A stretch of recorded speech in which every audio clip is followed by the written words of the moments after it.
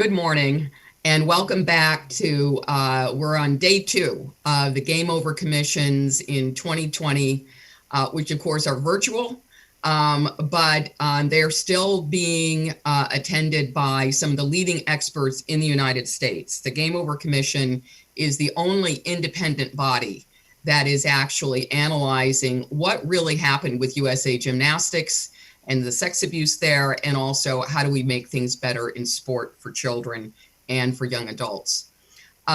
You can find a link for the program on our homepage at childusa.org. And we have a really sterling lineup today. In addition to the information about our amazing commissioners, you can also find the bios of our speakers. The first panel today is about the oversight of coaches and gyms. And as I know that many of you have already heard, not only do we have a problem with child sex abuse across sport, but we have a really serious problem with physical, emotional, and verbal abuse. And it is at this point a matter of what are the coaches doing and how do we make things better. So we are delighted today to have three women who are at the forefront of changing the culture.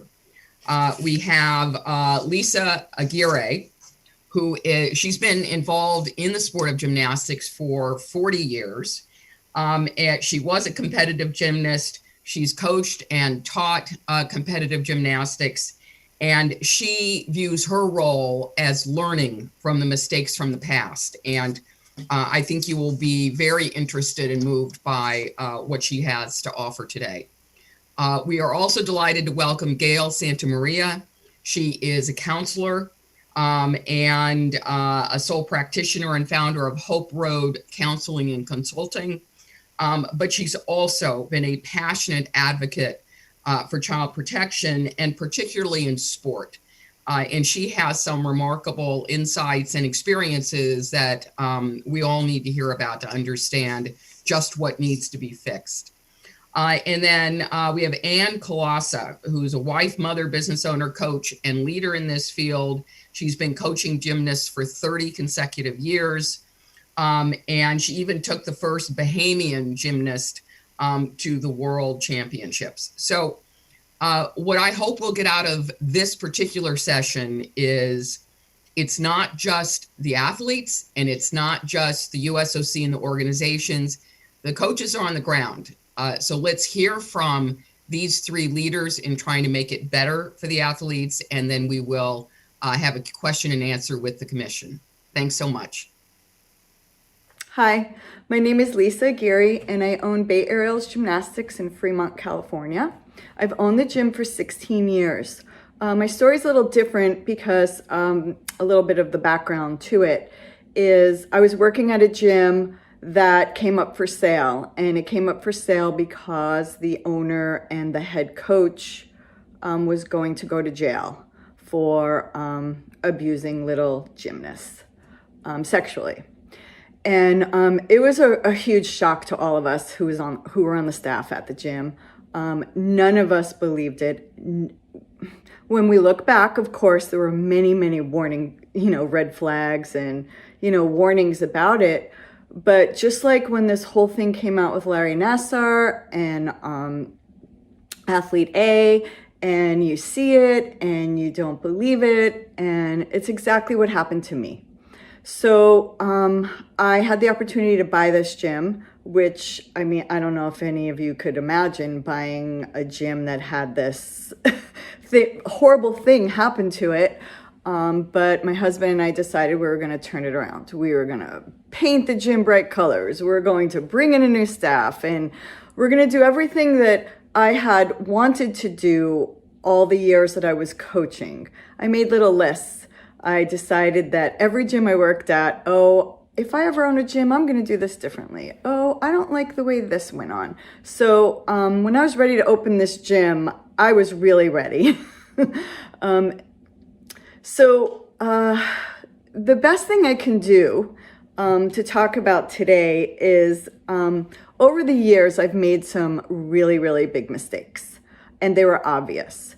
But I think what I can do today is to share some of the mistakes that I made that were not obvious, and afterwards, caused me to do a lot of thinking and to figure out what I did wrong. Of course, like I said, in our gym, you walk in the doors, you know what our philosophy is. It is printed everywhere. It's in our mission on our website. I talk about it constantly. It's in every staff meeting. It's in every note I send out to my staff and to my parents. So, of course, the second week of owning the gym, I didn't really know one of the coaches very well, and she was on the floor and she's coaching all these little kids, and they're like 5 and 6 years old.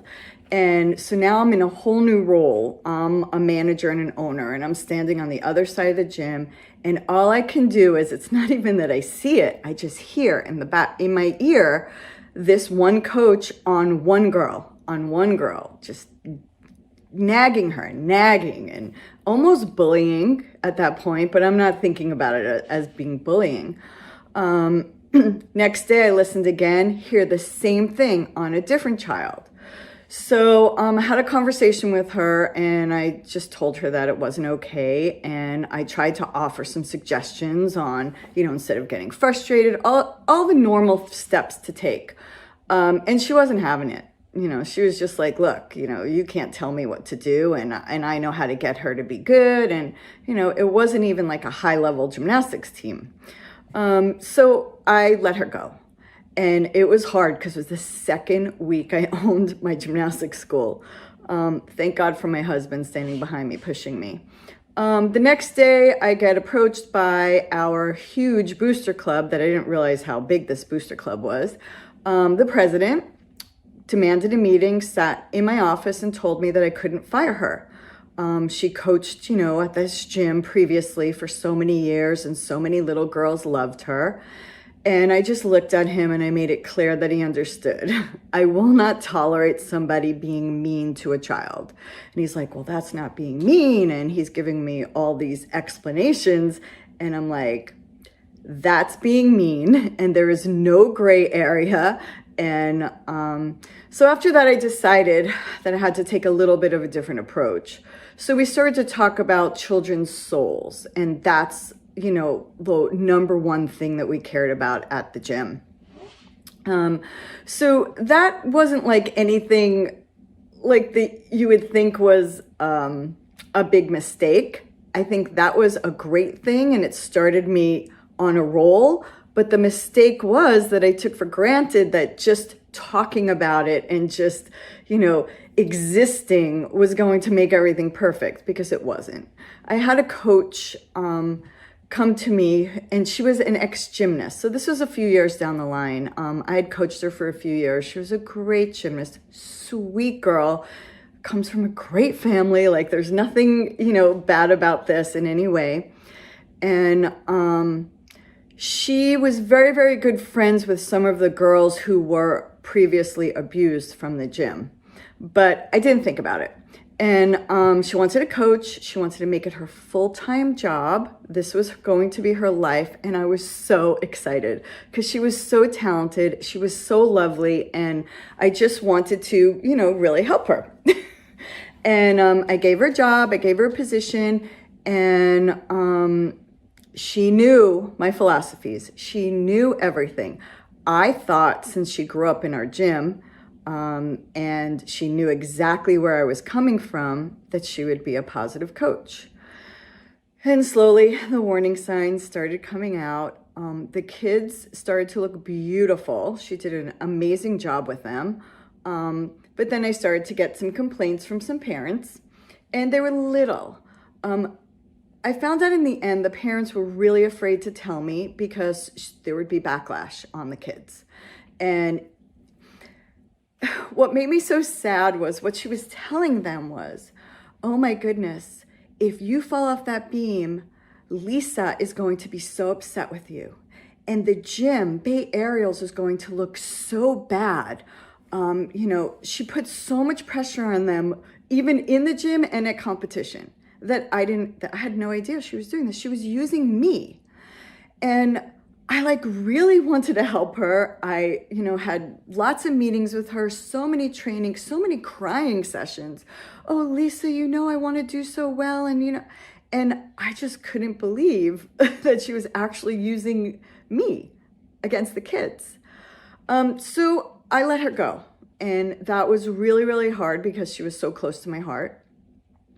And I didn't have a coach anymore. And that entire team just picked up and left and went to another gym. And I thought that, by being honest with the parents and telling them everything along the way, they basically didn't trust me because of my mission and my philosophy and my culture. And here I had this young, beautiful coach who I thought was going to be a role model for these young girls, coaching them. And so that was a big, major fail on my part. But it wasn't obvious. It was just something that, I did start to see, but I really felt like I wanted to help her. And it just went on for too long and it just was not good. I have another coach that I hired who I recruited for maybe 3-4 years. And it was a male coach. And so positive, so inspirational, just like, I thought he could coach like anybody, which he could. He could coach a group of kids from a beginner all the way up to a college level in one group with, in 1 hour. So I was very, very impressed with him. And I really wanted him. So we became friends. We talked for hours on philosophies, on cultures, on gymnasts, on other things. And I had the utmost trust in him. And then one day, it was just really crazy. He was doing a private lesson in the gym. The parent of the private lesson was there, but we had a very, very strict rule in our gym. This was before Larry Nassar, before everything came out. I had these rules from what happened previously in the gym when I first bought it. He was giving a private lesson. I saw on our cameras and I called him and he said, oh, well, the office manager is on their way. They'll be here in a second. And I said, you're in the gym without another adult from our staff. And he was like, well, the mom's here. And I'm like, that's not our rules. And he said, okay. So basically, when I got to the gym, I fired him immediately. And my entire staff, every parent, every friend I had, nobody could believe I did this. They were like, Lisa, everyone deserves a second chance. He didn't hurt anyone. He didn't harm anyone. And this is something I just tell so many people. And I think people are starting to understand it now. But this was a few years ago. This was like 6 years ago.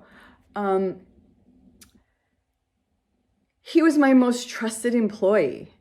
And he knew how I felt about everything. Dealing with safe sport, dealing with children, dealing with, the rules in my gym. And he didn't follow it. And something like that to me does not get a second chance.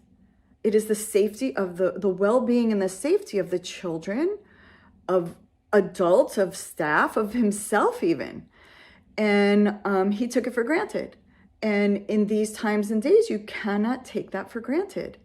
And boom, 6 months later, the whole Larry Nassar story came out. And I was right, and he didn't hurt anyone, and he's never hurt anyone.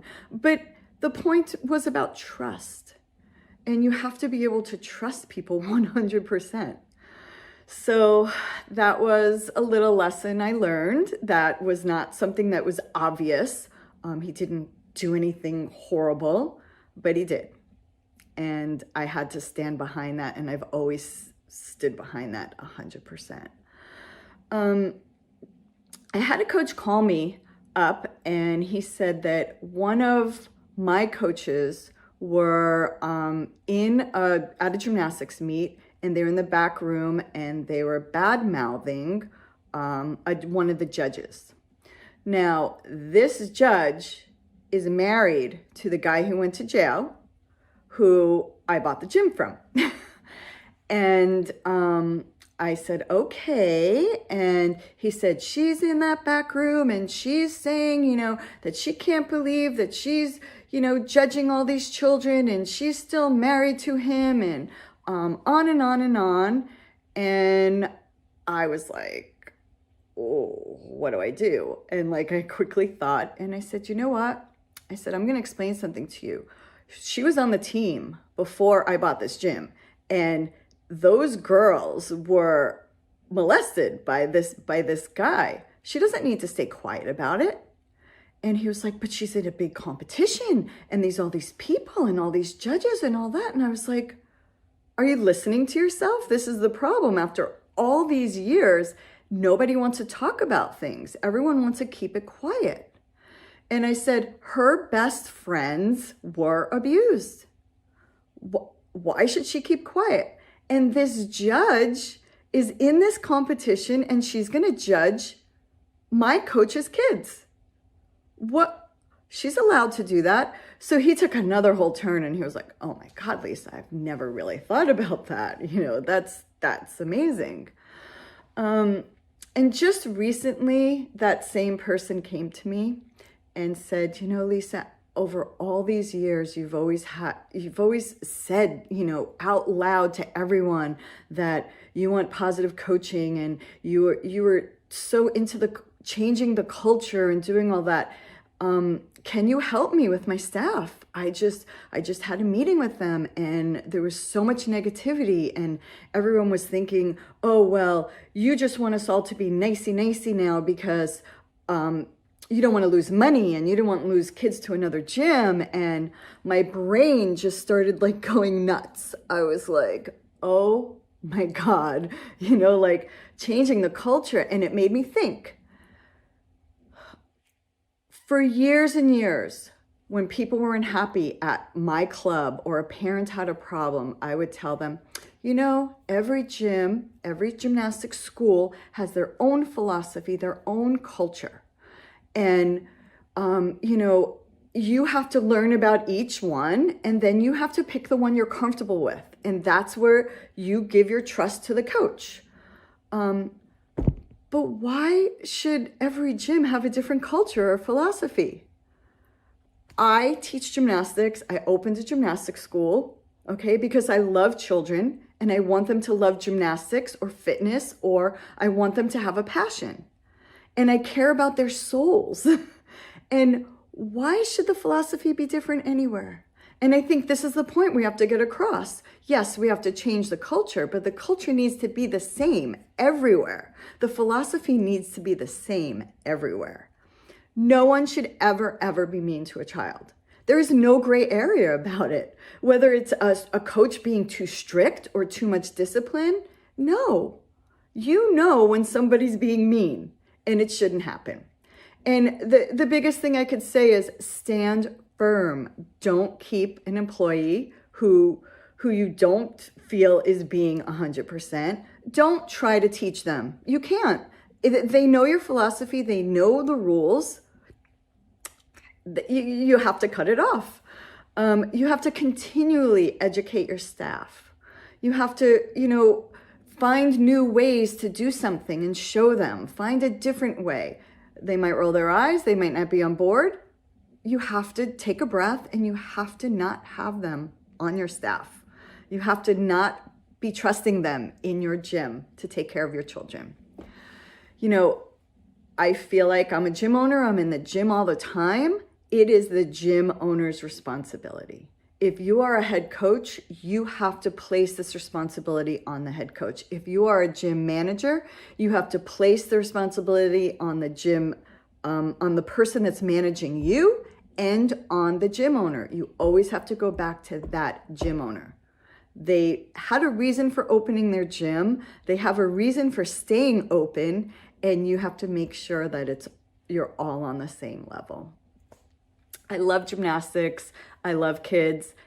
All the classes end their day in my gym and they do a salute and they say, I love gymnastics, and I'm going to do it forever. And I'm just going to keep trying to help wherever I can. And I hope that my stories have helped you in some way. I am honored to be asked to speak and to give some testimony. And thank you. My name is Gail Santa Maria. I am coming to you from Southern New Jersey. I am a former gymnast, mom of a gymnast, and a child and family therapist. I specialize in trauma. So back in 2013, I re-entered the gymnastics world. Once again, I wasn't prepared for that. My daughter was a runner, jumper, climber. She just loved to do everything related to flips. And we just knew gymnastics would be such a great foundation for her no matter what she chose. What I was not prepared for was to walk into the gym and be overwhelmed by my own emotions related to the sport. I was overwhelmed by anxiety, even excitement. Then I felt like I missed the sport. I had grief. You see, I left the sport when I was a senior in high school. I wanted nothing to do with it anymore. And when I say that, I was burnt and I would not even tune into the Olympics. I wanted nothing to do with watching the sport. I would walk out of rooms if it was on. And what I thought was a dislike of the sport, it was really a reaction to the culture that I experienced in the sport. So gymnastics is hard work. There's long hours, competition stress, nerves, conquering fears, learning new skills. All of that I loved. I don't regret 1 ounce of that. When I look back, I realized that the toxic culture of gymnastics is what I walked away from. So I began gymnastics kind of late for a gymnast at the age of 9, and I moved up to team pretty fast. Before you know it, I was, starting competitions. And by the time it's age of 16, the organization was USGF at the time. I was a level 8, and one of my last meets, my coach decided, because I was 16, I was a little older, he decided it was time to start weighing me before meets.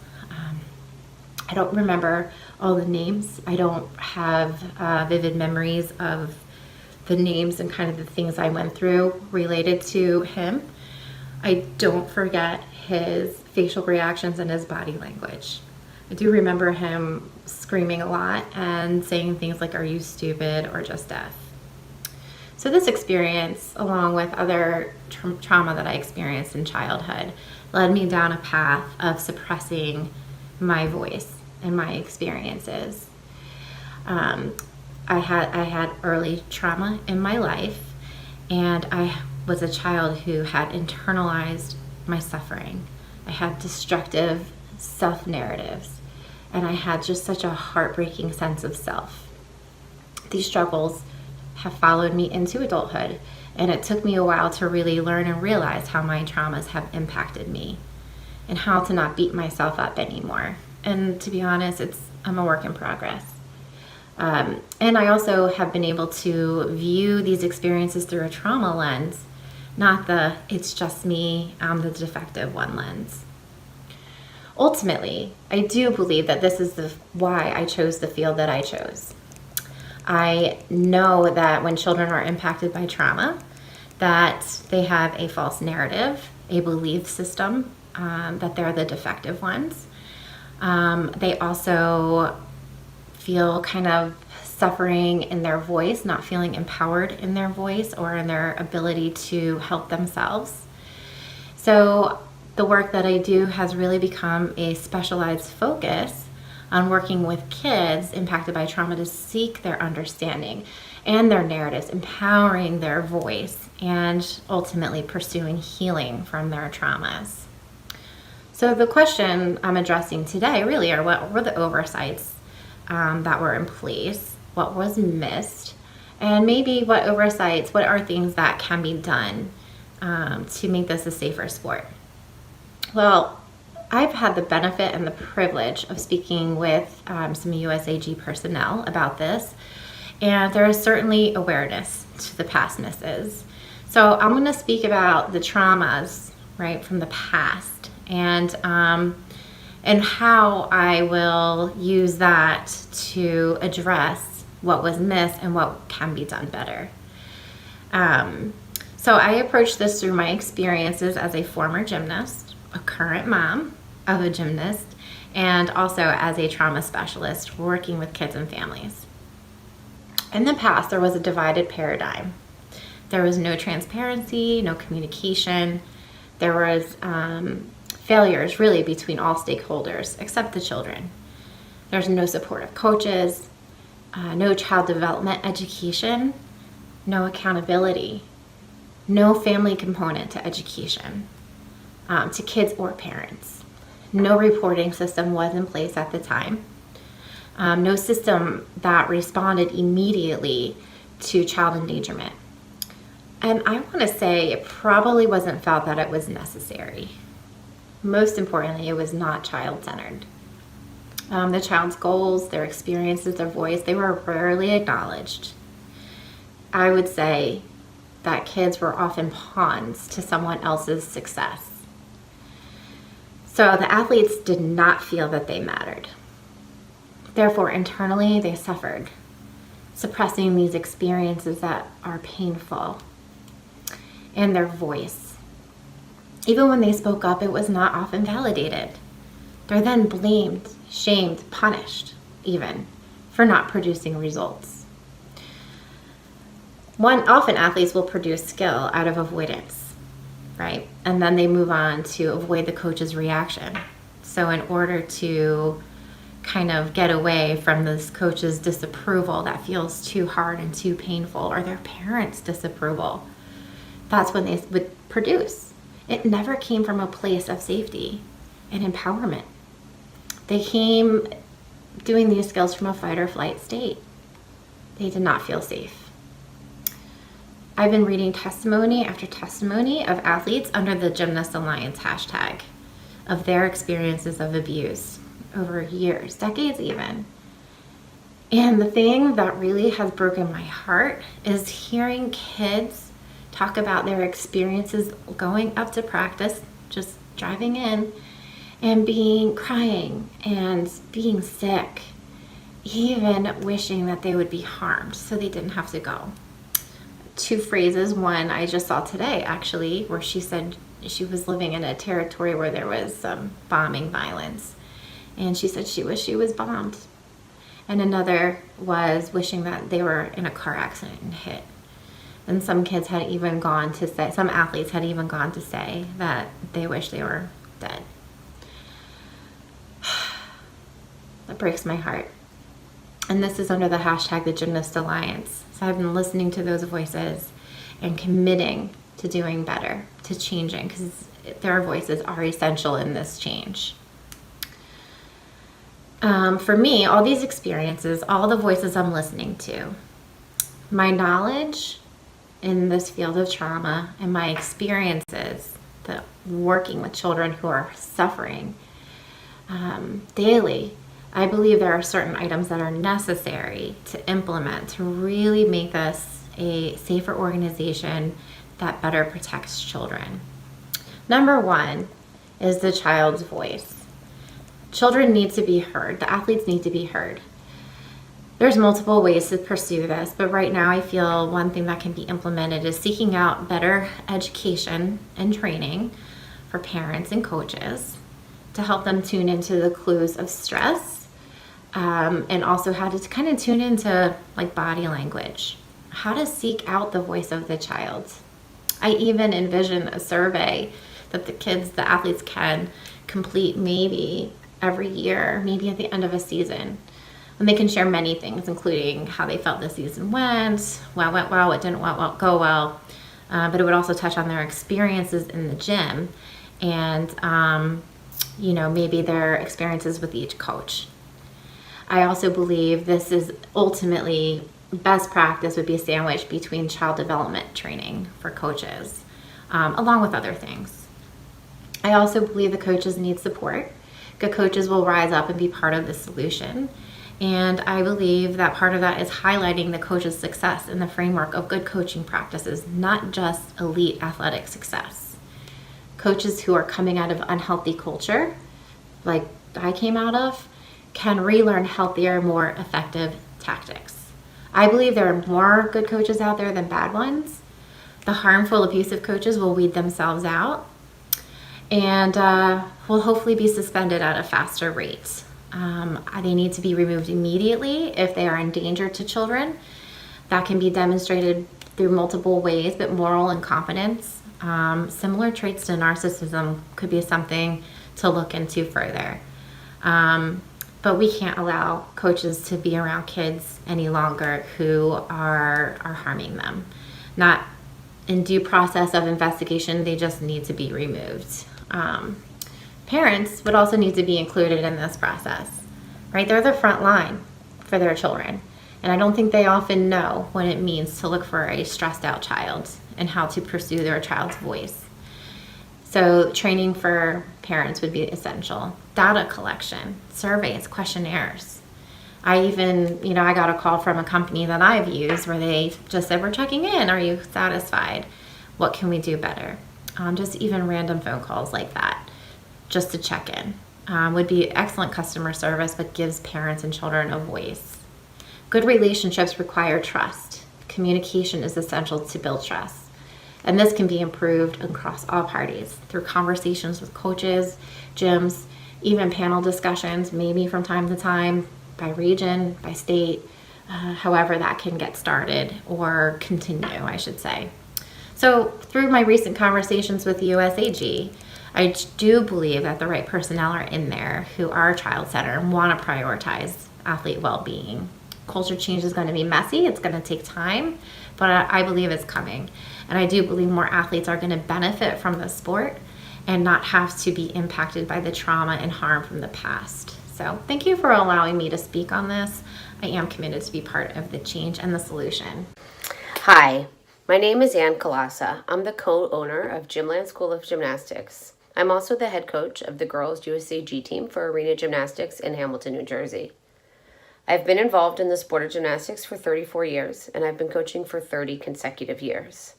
I've worked with all levels, from preschool to international elite. I've worked in many different private clubs prior to the formation of Gymland, which I am the co-owner with my husband. The time I spent coaching at each club has formed my style and opinions on what is right and wrong in our sport. I also hold a master's degree in clinical psychology, which I use every day. I believe this sexual, physical, and emotional abuse occurring in our sport is a systematic problem and requires a total overhaul of gymnastics culture. Change has to happen, and it will only properly succeed if all parts of a circle are covered. This circle encompasses USAG as our governing body, club owners, coaches, parents, and of course athletes. I am angered with USAG and how they have handled this critical time and our process to change. USAG has been the driving force of this disordered culture.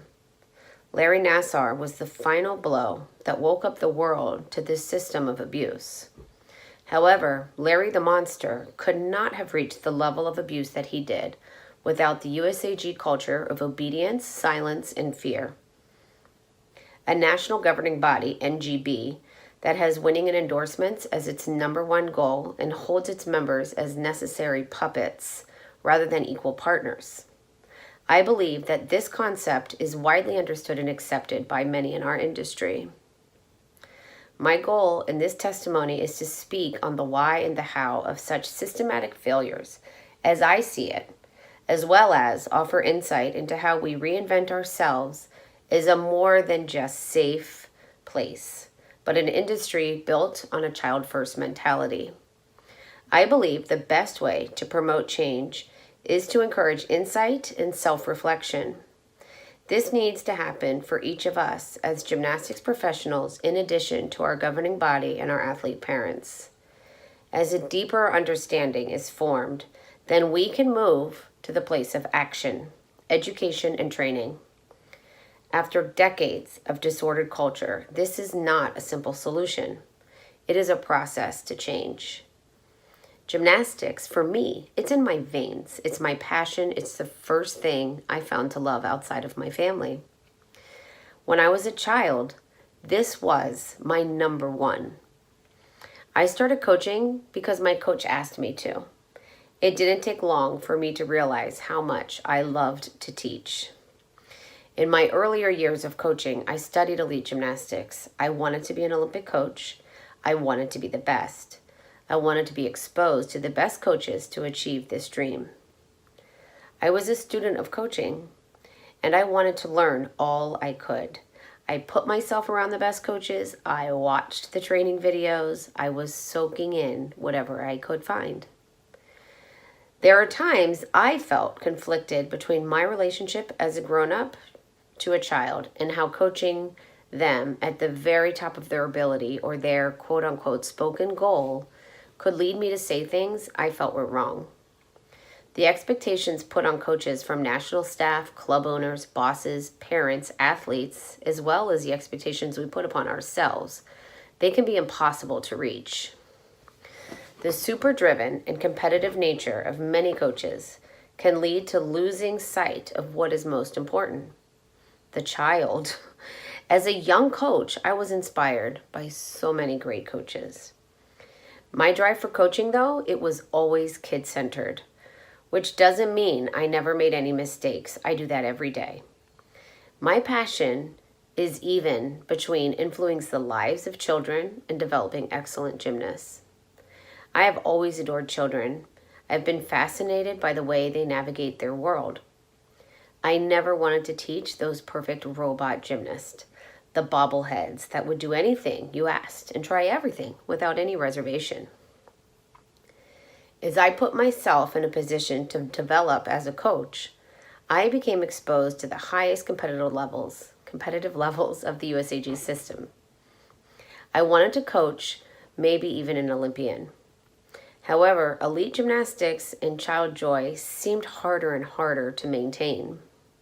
It just didn't fit under the same umbrella. Elite gymnastics type coaching felt ugly to me, leading me to walk away from the USAG elite world before my feet ever got securely grounded. In many ways, I was impressed. Today, I see this system as dysfunctional, yet I remain impressed by all that is golden and good about USAG. I was very motivated to learn all I could, and my technical knowledge is a compilation by the best in our industry. The knowledge we have amongst our USAG national staff is second to no other system or country. However, the focus and education at the top of our sport for many decades has been sport success driven with minimum training in child. Imagine in my younger years if I had been exposed to child development, child psychology. I had this exposure, but it was through my college education. It was not through USAG. Our national staff encouraged us to develop robot children. The mindset has not been how do we assist the child in being their best version, but rather, what does the best of the best look like? And how many kids do we need to sift through to reach that perfect champion? Our elite system has been a survival of the fittest format. A gymnast could be the standard one day and totally disposable the next. I witnessed this culture from the back burner and also in the developmental stages through the TOPS, HOPES, development camps, and national elite programs. Somehow, the importance of the child was often lost. The athletes were taught to be putty in the hands of the adults responsible for making them champions. The athletes were taught either directly or indirectly that any resistance or rebellion to the plan would lead to removal or demotion. Many coaches were taught the same. Numerous times in my coaching career, I have felt that I needed to coach outside my comfort zone in order to be recognized as good from peers, persons of authority, bosses, etc. This culture opened the doors for not only Larry Nassar, but many other child abusers. In the aftermath of so much scandal, I am surprised to see so many gymnasts, parents, and coaches finding their voice to speak up and demand real culture change. What has been disheartening is the witch hunt on our coaches. As USAG has tried to preserve itself, it has been unwilling to own its part in the systematic problems. USAG, through Safe Sport, has thrown so many coaches out of its club membership without even acknowledging USAG's part in the development of said coaches. Please understand, I am not saying that many of the current banned coaches do not deserve their suspension. What I am saying is that USAG needs to own their part. USAG needs to apologize for their part in the training and development of so many elite coaches to follow a dysfunctional and abusive culture. USAG needs to lead us out of this damaged culture they have governed during its creation. They need to lead us, and they need to lead us to a new governing body. Can still be USAG, but it needs to be a new version. How does USAG do that? They need to greatly increase the amount of child training its professional members receive. Not as another opportunity for USAG to profit, but as an effort to truly encourage change.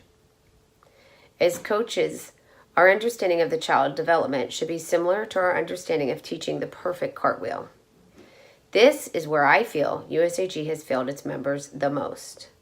Medals and endorsements have been far more important than supporting the members.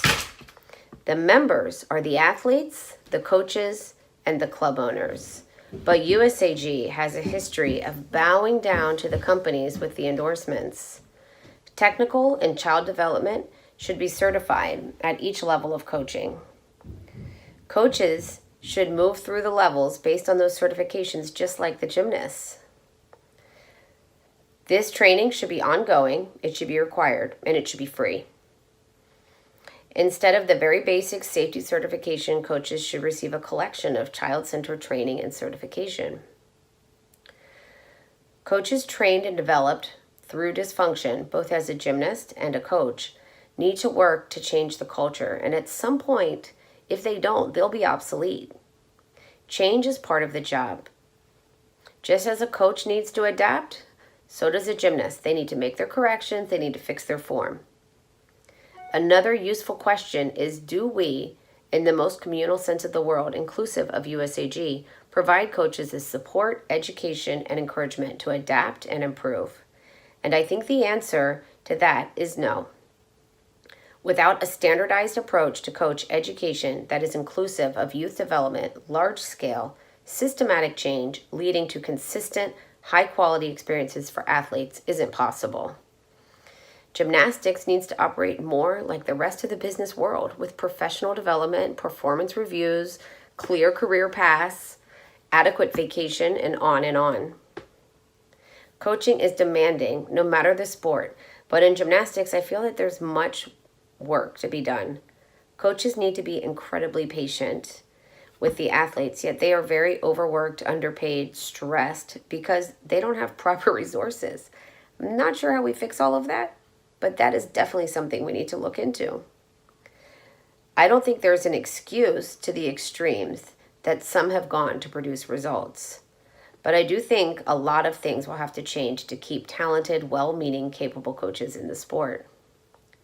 Coaching the right way requires an incredible amount of patience and a very intentional effort, and at all times to handle things properly. It's going to take a lot of education and effort to change.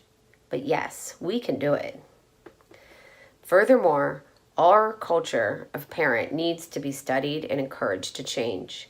Parents, too, need opportunities to educate themselves on the best way to not only recognize abuse, but to support their athletes and coaches. There are many wonderful parents of gymnasts, just as there are many wonderful coaches. There are also many coaches that have the best intentions for the athletes, but are still causing abuse. There are many parents guilty of the same thing. There are parents pushing their kids too far, too fast. There are parents putting unimaginable pressure on coaches to push their child to a certain status. We need ways to handle these situations as well. Parent education is necessary.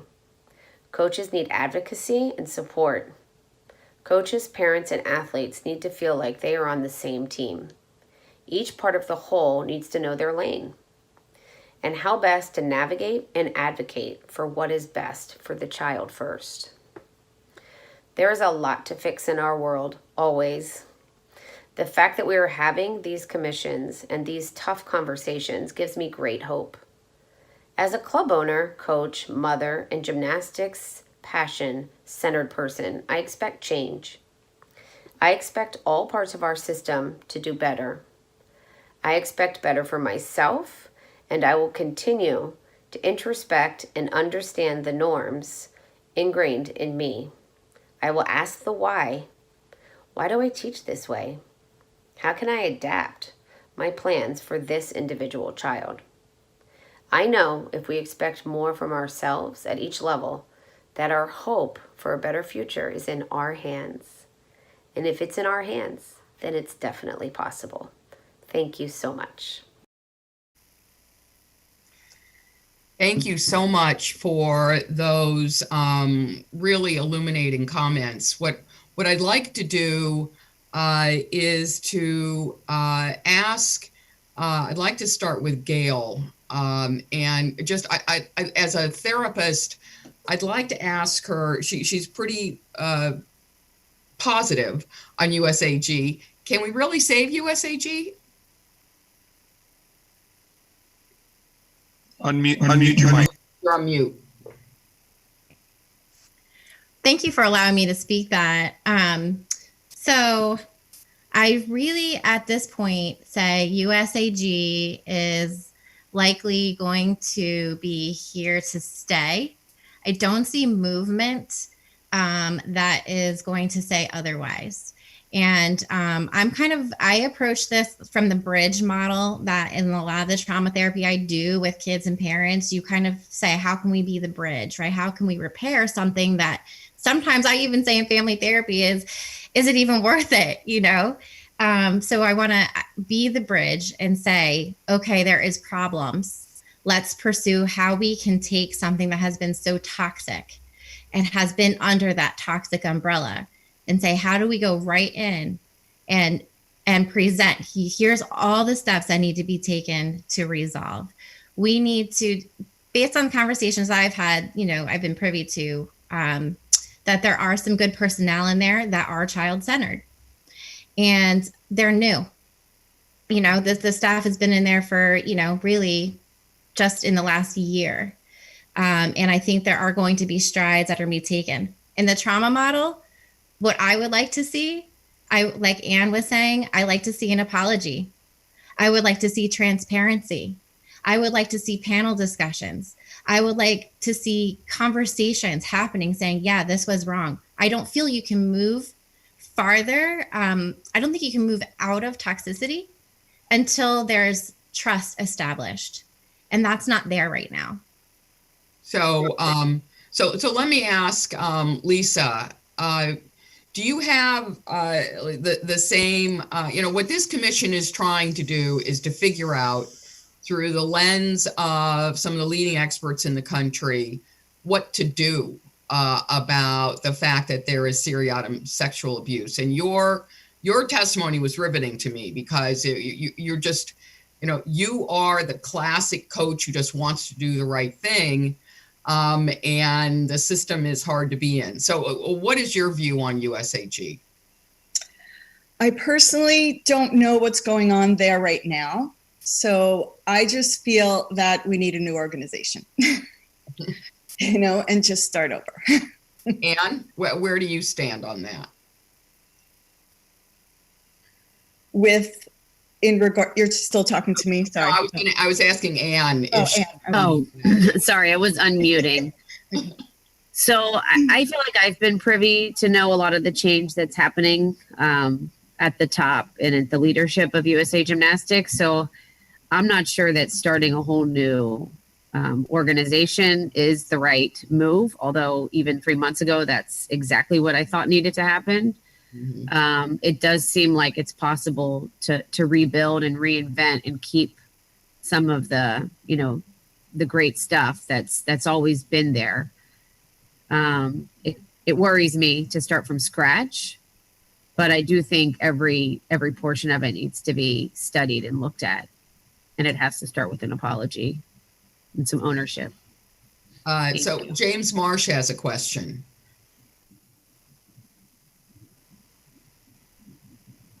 Thank you very much, the three of you, for presenting today. It's been really instructive to hear, especially from you, Lisa, on your struggles to really change the culture and all of the challenges you face there.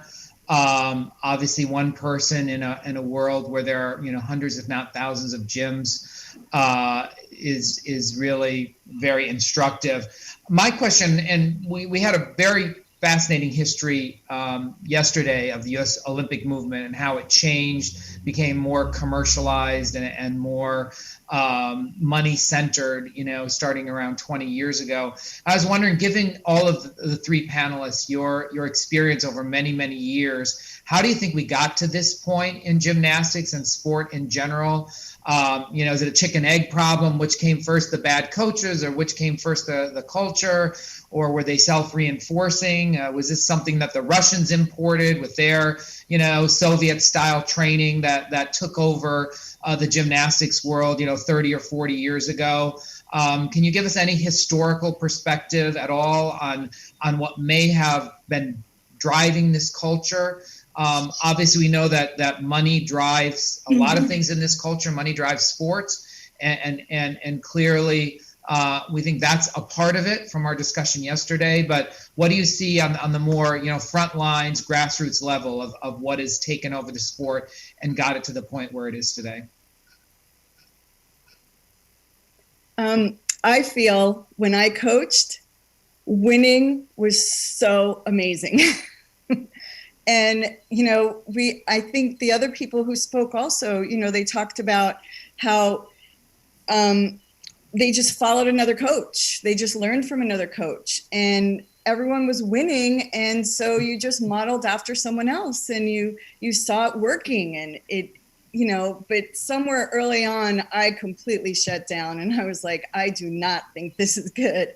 But I spent a lot of years working for different gyms that I wanted to be at the best gym in the county and the best gym in the state. And I moved across the country to find other gyms. And I think that's basically it. It's the winning. Gail? When I listened yesterday, I listened to Jennifer Say, and actually when I read her book in the 80s, she was the one who, I opened my eyes even wider. And I would be standing in a gym and I would be looking and listening to the coaches and then listening to myself speak. And I was like, what is going on? Well, do you have any alternative models? I mean, I guess that's my bigger question. I mean, there is this, very Soviet style. You work and you work and you work, and the gymnasts are the fodder, and there's 10 more in line, and you push them and you push them and you berate them and you break them down and you build them up. And, that is a model of coaching. Right? That is definitely a model of coaching. And when you have an unlimited, it's like World War I, when you can send 50 million men into battle, losing 10 million is no big deal because you're going to win the war. And so those individual soldiers, are not the issue. But, there's another model called the UN where we sit down and we, resolve things without war. I mean, is there another model in coaching, again, if you will, a winning model in coaching that doesn't need to resort to this, mass casualty that we've seen not only in U.S. gymnastics, but in so many of the other sports that we've been talking about? Well, I want to say that this would be helpful information to explore, because I don't know. I'll let the other ladies also answer this, but I'm not aware, and I'm certainly trying to look into what that would be. Because across globally, championship and winning really has been such a coming down from the Olympics, right? The Olympic Committee is the platform you pursue, right? So gymnastics. So my 7-year-old, when we switched gyms, one thing she said to me, it's like they love gymnastics more than kids at 7. So that mentality is that winning in the championship and in gymnastics success. And I want to say if everybody's trying to achieve that, kind of look at the servant leadership model, like what's up ahead, like who's running that, who's driving that. There's somebody up there, you know. Well, what is the role of the US AG in how the gyms are run? I mean, that's the other question. You said, you know, it's at the top, you know, obviously, you know, sports, politics, you know, Very little. we have winners, not we have losers, you know, that is the model. And sports, you know, obviously we all want to be winners. We all want to get the gold. I mean, you're always going to have that pressure, but, you know, I guess my question, and I think you answered it, you know, fairly well, is, you know, it's a point A to point B, you know, kind of model, like, right? You can get there. You know, do you have to break people down, literally destroy their bodies and mind and spirits to turn them into robots that win? And I guess I agree that is something that the panel is worth pursuing. We've got some much more qualified people than me on this panel to speak about it from the psychological, social work, and medical approach. And not to interrupt, I want to say from the neuroscience perspective, you know, the neuroscience has been, gymnastics is far behind what the neuroscience is, right? So neuroscience is already out there, brain research saying you can have greater success and healthier people with this more empowered model, right? So, but I think gymnastics hasn't gotten there yet. And I want to say the neuroscience maybe has been, you know, it's been in development for probably 20 years, but really some profound information in the last 10 years. And it's not out there. It's been a fear-based model. It's been as you know, everybody said, like, you do what I say, this is where you get success. It's fear, it's shame to get results. And now the neuroscience that's out there is the opposite. Well, and that also shifts the power from the athlete to the coach. I mean, and that's another, you know, problem that we're seeing here is that the coaches have so much power over the athletes. That it is a top-down model. You've got one coach, you've got many athletes, and tend to take their place. So, you know, I think an important piece of this is also empowering the athletes, which is, you know, really, I think what we're all seeing as part of this, you know, commission, that ironically, we know the athletes from seeing them on the television screen, and we all lionize them and admire them for their skill and training. But the reality is they're at the very lowest rung of the whole, you know, Olympic process and, you know, sports in general. So I think that's something that we really want to look at as a commission, is how do we really empower athletes in a competitive environment? It's going to be competitive. I don't think there's any way to, you know, say that it's not a competitive environment, and that is the very nature of sport. But I think that is really one of the challenges that we have here in deciding how athletes, especially young child athletes, get empowered in this very competitive environment. So I really thank you guys for your contribution. So All really important points. I hope the whole commission was taking notes about everybody's homework, because we have a lot of work to do. So Sharon Cooper, Dr. Sharon Cooper has a question for Gail. Thank you very much, and thank you for everything that you all have offered. I was having some tech problems initially. Gail, what I wanted to ask you was, do you feel that there are a couple of things that are happening? One, we are adultifying children because we're holding them to adult standards as if their immature brains could process, you know, the demands that are made of them, number one. Two, are we commodifying children, which is a dynamic that we see in trafficking of children. And there are a lot of similarities from everything that you all have spoken about that you see in trafficking, labor trafficking in this particular situation. And then finally, because of the recurrent injuries and ongoing lifelong impact, are there some lessons that we should be learning from the chronic traumatic encephalopathy component that we see in football? You know, that should be causing systems to start putting the safety of the athletes first and foremost, as compared to winning first and foremost. That's my question. That is, I mean, that was very powerful. And I want to see if I can kind of sum it up and, you know, see if Anne or Lisa have anything to add. But absolutely, the model that has existed, like I said, is a fear, shame, blame, right? Not taking the child-centered, humane approach. So the child is expected to be silent, to produce, and as Anne said, then you're disposable. So the fear around that, from not only the coaches feel the fear because they're only validated if they're coaching success, but then there's the parents now who are a part of this process unknowingly, I want to say, many times, and sometimes sadly they know. Yeah. And because of success of the kids, I said in my testimony, the kids are pawns for somebody else's success. Mm-hmm. So what does that mean is the kids aren't looked at as humans. Right. Mm-hmm. And so, yeah, there's no humanity in that. And so basically the model, what that has been in place for so long, that's systemically abusive, it hasn't caught up to the model that says, wow, you can actually even do more if you treat the child as a human and you empower and you build trust. I mean, and then you have not only success in gymnastics, but you're nurturing a whole person to be contributors and leaders in the field instead of all of us walking around with wounds that we're constantly trying to overcome. So Anne, did you want to add something to that? I do. Thank you. I think it's really important as we study this, that we don't forget that there are some really great coaches out there, and acknowledge that there's a whole culture that is creating this. It's not just about weeding out bad coaches. So I think there's problems in our American culture. I mean, it's not just gymnastics. It's little league football and baseball, and there's many sports where kids are pushed to perfection far too young, and parents that are, also pushing that to happen.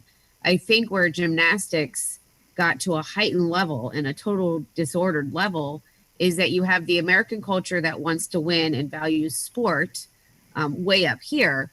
And then on top of that, we weren't the best. So I remember when USA Gymnastics was like 5th or 6th in the world.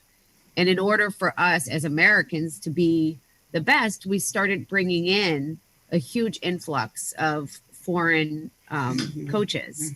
And as we brought in, so as Marta and Bella defected from Romania and produced Mary Lou Retton and many others, I think that's when the organization took a shift to follow more of that fear-based robot type model. And I remember after they retired, because first they were just individual coaches like myself and Lisa running their own club, but they were put on a pedestal because of the success they had. And then they retired and USA Gymnastics went down again. And I remember when there was like a Worlds that we did really poorly and everybody was distraught over the way the kids didn't have discipline and so on and so forth. And that's when they went and asked Bella and Marta to come back in and to be the national team coordinators. And so they made this hybrid communist model where instead of the kids all being trained in one place all the time, they required anybody on national staff to make those trips down to the ranch. And so then the coaches are now being trained through the Romanian system and the Russian and others that were brought into influence. If you look at the national staff, most of them are not American, although they could be citizens. And I'm not saying that European means that it's bad. It just brought in another level. And so I feel like USAG developed this system that created these amazing Olympic champions and built the sport up. But there wasn't a balance of understanding a child. And if I wanted to know something technically, if I didn't know how to teach a skill, I feel like I could find tons and tons of information to help me. But it's really hard to find information on how to deal with challenging parents, different kinds of learning behaviors in children, just the physical development of a child, the teenage years. There's so much more that we should have access to that we don't. And the last thing that I wanted to say, this is my last thing I wanted to say. So when the monster came out and then the ranch got destroyed and Marta officially retired and we had a new coordinator and blah, blah, blah. I remember asking some of my friends that are in the elite world, how was that first national camp? And there was no change. It was like a different head, the same system. And so I was really disappointed that, as we said, as USAG said, we're now going to have a culture change, which we all were like, finally. It didn't come from USAG to say, okay, best coaches of our country, this is what we've done wrong. This is what we're going to do different. This is the system we're going to develop. And now we're a few years removed and we're starting to get it. So I'm not saying it can't still happen through USAG, but there's been a systematic. And then you have coaches that feel like we're under attack, even the ones that are really good and have the kids' mindset at the forefront. So that's the coach perspective. Thank you. Thank you, Anne. Lisa, what are your thoughts? So, in my opinion, everybody wants to win, and we're never going to change that. And the kids want to win, the parents want to win, the coaches want to win, everyone wants to win. But when you coach in a very positive manner, it takes longer. It takes so much longer. And if we can educate more, the coaches and the clubs. I stand in my lobby and I talk all the time to the parents. I stand in the gym every day. I'm reminding the coaches, but it can happen. And it's proven that being positive is a way, it's way better. It's healthier. And we can win being positive. There are there are coaches on our national staff that coach in a positive way, and their kids are doing amazing. And that's what we have to focus on. And it's just going to take time. And even last year, I spoke with a high-level coach, and they're like, well, we're never going to win this Olympics. Everything's changing and there's no discipline. And I'm like thinking to myself again, like, really? Like, this is going to take time. This is a long time coming. And it breaks my heart that somebody wouldn't look at a child and care about their soul. And I just don't understand that. Right. Thank you so much. So Monica Rowland has a question. Yes, hi. First, I want to commend you all on being the change within USAG. I can only imagine that there has been backlash of some kinds or many kinds, from the NGB for actually, going out on a limb and going against the culture to be the change from within. And it's unfortunate, but USAG is not the only NGB suffering from this kind of like toxic culture. It really starts from the top down at the USOPC level. And we're working to change that in many other ways, but I've been around the Olympics for a long time, and it took me probably 10 years, to really figure out it's hard to change one NGB when the USOPC won't change their culture. Not that it's impossible, and I'm happy to hear that there really are better people at USAG, that they haven't just shuffled the deck and made it look like they've made change, but they haven't. But in the meantime, I think that education is really important. And while it's great to educate the kids, to, make them aware of what's happening, I think really the parents and the coaches have a lot bigger responsibility. And I'm wondering, as a gym owner, how can you implement kind of that education? And is that something that all gym owners, would be willing to do? I don't know if it's a one day a month, or, when you sign up to become a member of the gym, every parent has to take the training. And not just an online training, because people kind of click through those things and don't really process it, or just get to the end and get their certificate, similar to kind of the safe sport training right now. So I'm wondering, as a gym owner, how hard would it be? And is there something that USAG can do to hold everybody accountable for that kind of training? I don't know about USAG, but I know in my gym, I have like daily reminders everywhere. And, it's always about being positive. I have my coach's responsibilities. We talk about it every day.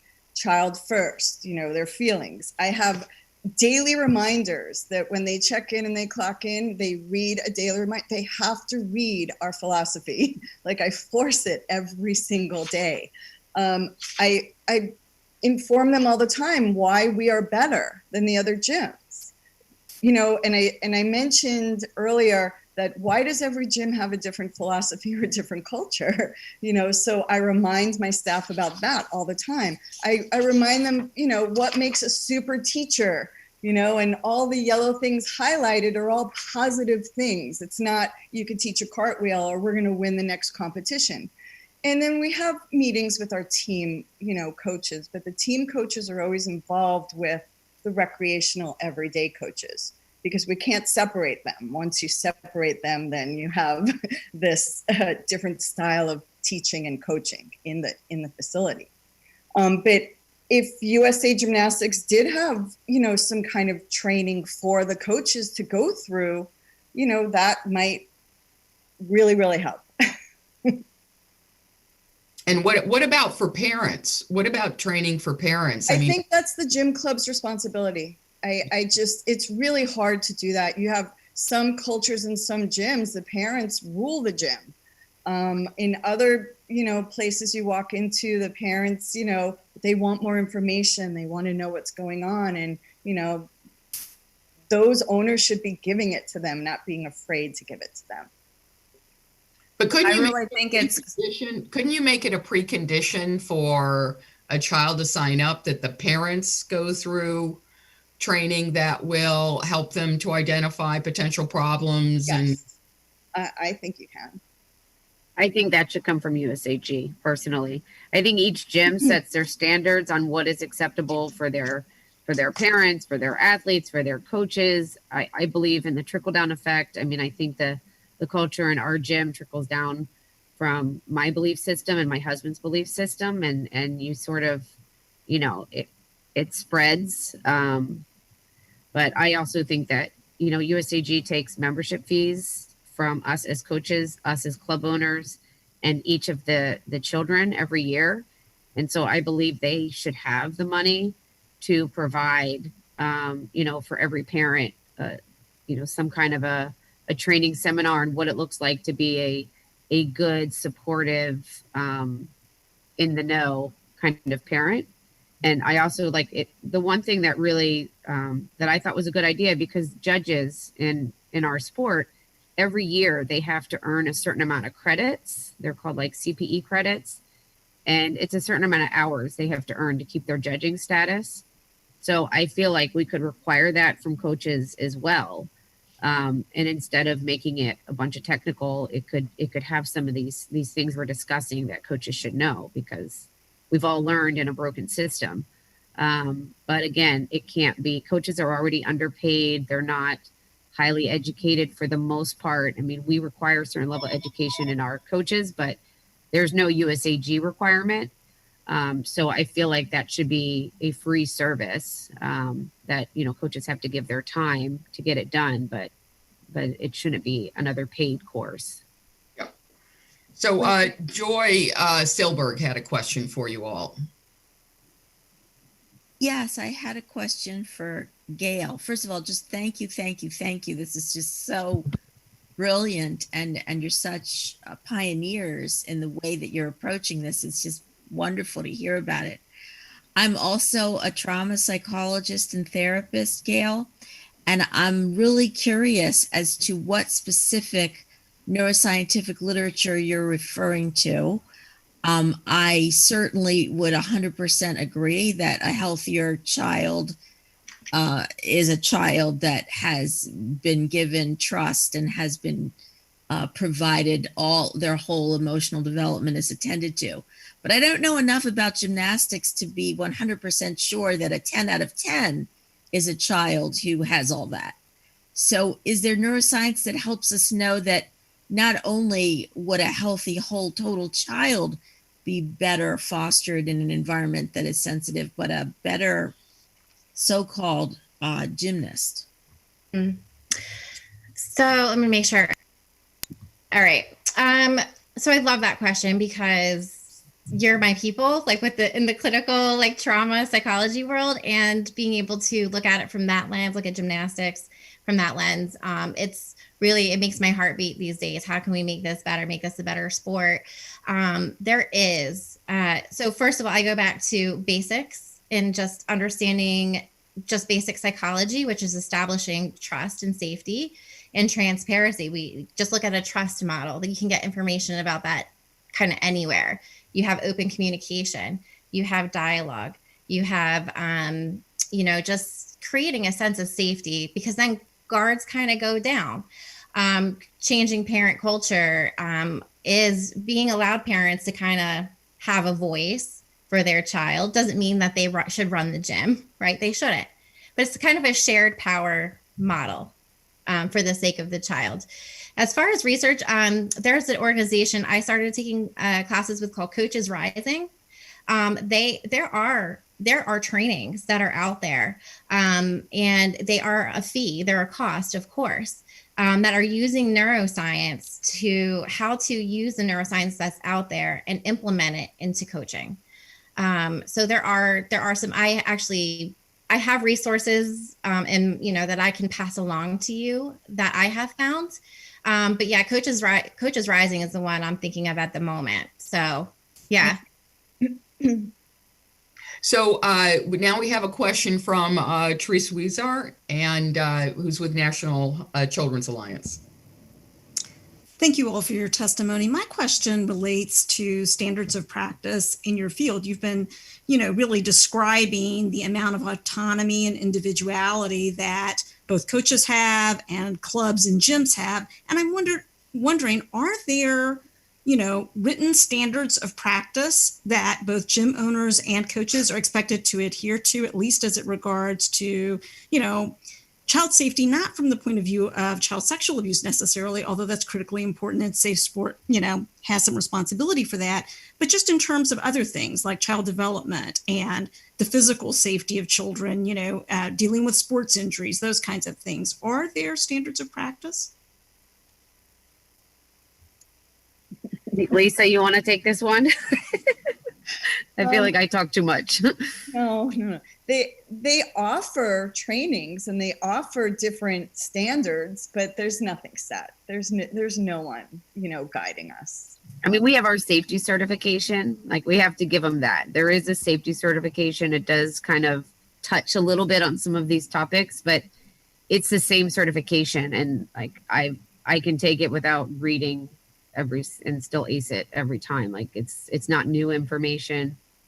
Yeah. And I know many coaches who have someone else take that test for them.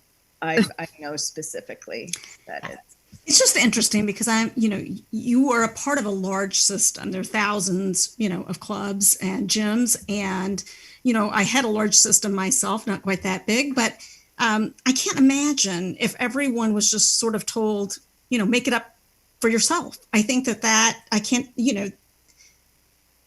we have to, we're still a private business, so yeah. So how much can it?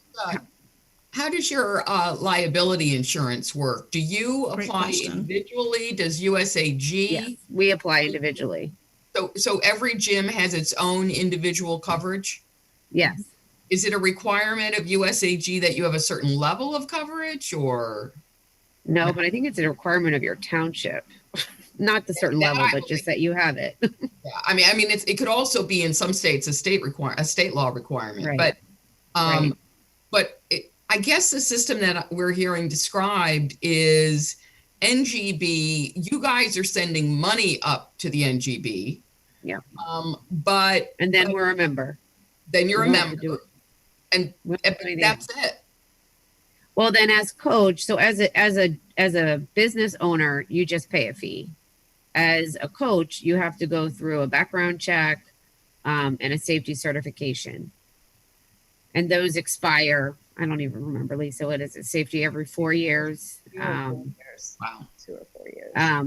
But, sometimes there's minor modifications. Like there's been some modifications since all this scandal. So there's more recognizing abuse in the safety certification. But what I would like to see is that there was just actual courses. Like I can look at Tammy Biggs and I can Google her. She's one of the national staff, and I can learn so many different ways to teach the best back handspring and this and that. And I just wish that USAG would start having a library of developmental psych and physical development of children that we could log in and watch. And it's like, okay, every year you have to earn 2 credits, like whatever. But what happens if you quit paying the dues? Then you're just a private business that's not affiliated with an NGB. I mean, none of us, my business does not have to be a USAG member club. And there's been a lot of businesses that have broken from USAG because they don't want to be affiliated. Mine has. We just joined National Gymnastics Association. Oh, you joined, yeah.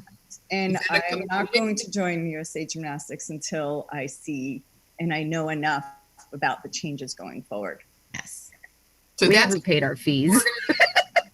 Can you explain what this new organization is? Well, I know the people who started it were part of USA Gymnastics for a long time. And as human beings, I really like them. And they were judges and they've been around the block. So I'm just going to give it a chance and see. As far as the competition level, though, we don't know what's going to happen because the competitive wise, USA Gymnastics is it. That's, Right. You would go to a competition that's, from USAG if you wanted to have a good, Yeah, if you have kids that are trying to get scholarships, it's hard to leave USAG. But, so we've talked a lot about maybe our lower level kids not competing at USAG, and then as they get to a higher level that we filter them in. But honestly, I'm hoping USAG is gonna do their part and make the changes. That I know that there's a lot of new leadership there, and I'm hoping that they can convince all of us. So I've does talked to on their many ship. college coaches. I've talked to many college coaches, and they are not married to the idea of looking at a gymnast through USA Gymnastics. Yeah. They are dealing with clubs. Right now, they can't even go into clubs, so they're recruiting online. So, Yeah, we're doing virtual recruiting. Yeah. And so you don't need USA Gymnastics for that. And I checked in with all of them because our girls want to get a college scholarship. Right. who organized? Right, but you have to find a way to compete against similar athletes, and that's where you don't have as much of a pool to compete with. Well, who organizes the national championship? Is that USAG? Yes. Do you have to be a member to compete? Well, it's a USAG national championship. There's other national championships. It's just USAG's has historically been the highest level or the most prestigious. Right. So it's to your athlete's advantage to be a member. I mean, unless things change. If a bunch of clubs join NGA, then it's not going to be as, it's really where's the trend going to go? So Jim Carpenter had an interesting question. Jim, do you want to ask it about the individual sport issue? Well, I sort of got an answer from one of the other people. I think it'd be interesting to hear what our panelists have. I was wondering if there's any distinction between team sports and individualized sports. So I recognize we see abuse in team sports as well, but do you see anything in terms of swimming, diving, gymnastics, where there's a focus on an individual relationship between the coach and the participant versus coaching a team, recognizing that there's still going to be individual attention on the team level? But do you see any difference in the level of abuse or type of abuse versus team sports versus individualized sports? Sexual predators are drawn to, sports that give them access. So, I mean, we've had, I don't know the statistics, but some of the sexual predators that, like, I know Marvin Sharp was taking a lot of pictures of his athletes and there was a lot of internet sharing and so on and so forth. So I think if you have, you know, an evil pedophile, that they might try to join an organization that gets us access to what they're wishing to find. But you know, that goes from the Catholic Church to diving. So I mean, the fact that the girls are in leotards probably plays a factor. Yeah. But it's not like other sports don't have it. Yeah, I mean, we know among youth sports, one of the most prolific arenas for sex abuse is soccer. Oh, really? Yeah, sadly. But also, U.S. Gymnastics sounds unregulated here, and needs a lot more regulation, I think. But soccer, no regulation. I mean, it's a free-for-all, and the kids really don't have any protection. So for those of you who have kids and grandkids playing soccer, go stand on the side of the field. But yeah, I mean, pedophiles look for access to children, so any of those youth sports could be susceptible, right? Yep, absolutely. So I mean, we could talk all day to you because you are really giving us some amazing material to be able to start crafting our recommendations. We only have 4 minutes left. So I wondered if we could start. Well, let's start with Lisa. And do you have just a few closing remarks you'd like to make sure the commission hears? Well, I did want to mention that the Positive Coaching Alliance is something that I looked at, and it was way before the Larry Nassar thing came out, all of that. I loved it. And they make videos for parents that are so friendly for them. And we did require our parents on our teams to go through that training. I don't know if they sat and actually listened to it. One night we invited everyone in and we showed a video of it. But that I think is really, really good. You know, but it's not USA Gymnastics, but they do offer it. It's something that, you know, I think as a gym owner, and I'm a coach also, it's my responsibility, and I just have to train my coaches, train my parents, and keep doing whatever I can do, and then hop on something like this and try to offer some help, you know, where I can. Thank you. And you cannot let a coach stay on your staff when you don't feel 100% about them. And I've done it so many times, and it's just the biggest thing I can say to an owner is just don't do it. Amen. Gail, did you have a few thoughts? Yeah, I want to make sure I'm unmuted.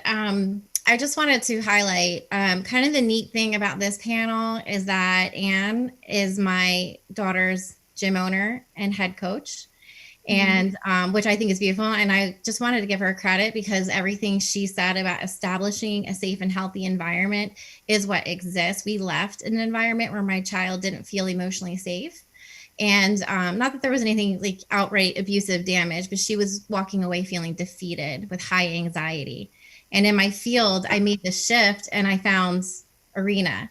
And so I think there needs to be a highlight of some of these gyms and coaches who are doing it right. Because I think when we see that Anne has incredible success with D1 scholarship athletes, that it can be done. And I know there's more Anns out there, and I would love to hear. And I think that would help coaches feel a little less settled and a little less anxious about what's happening.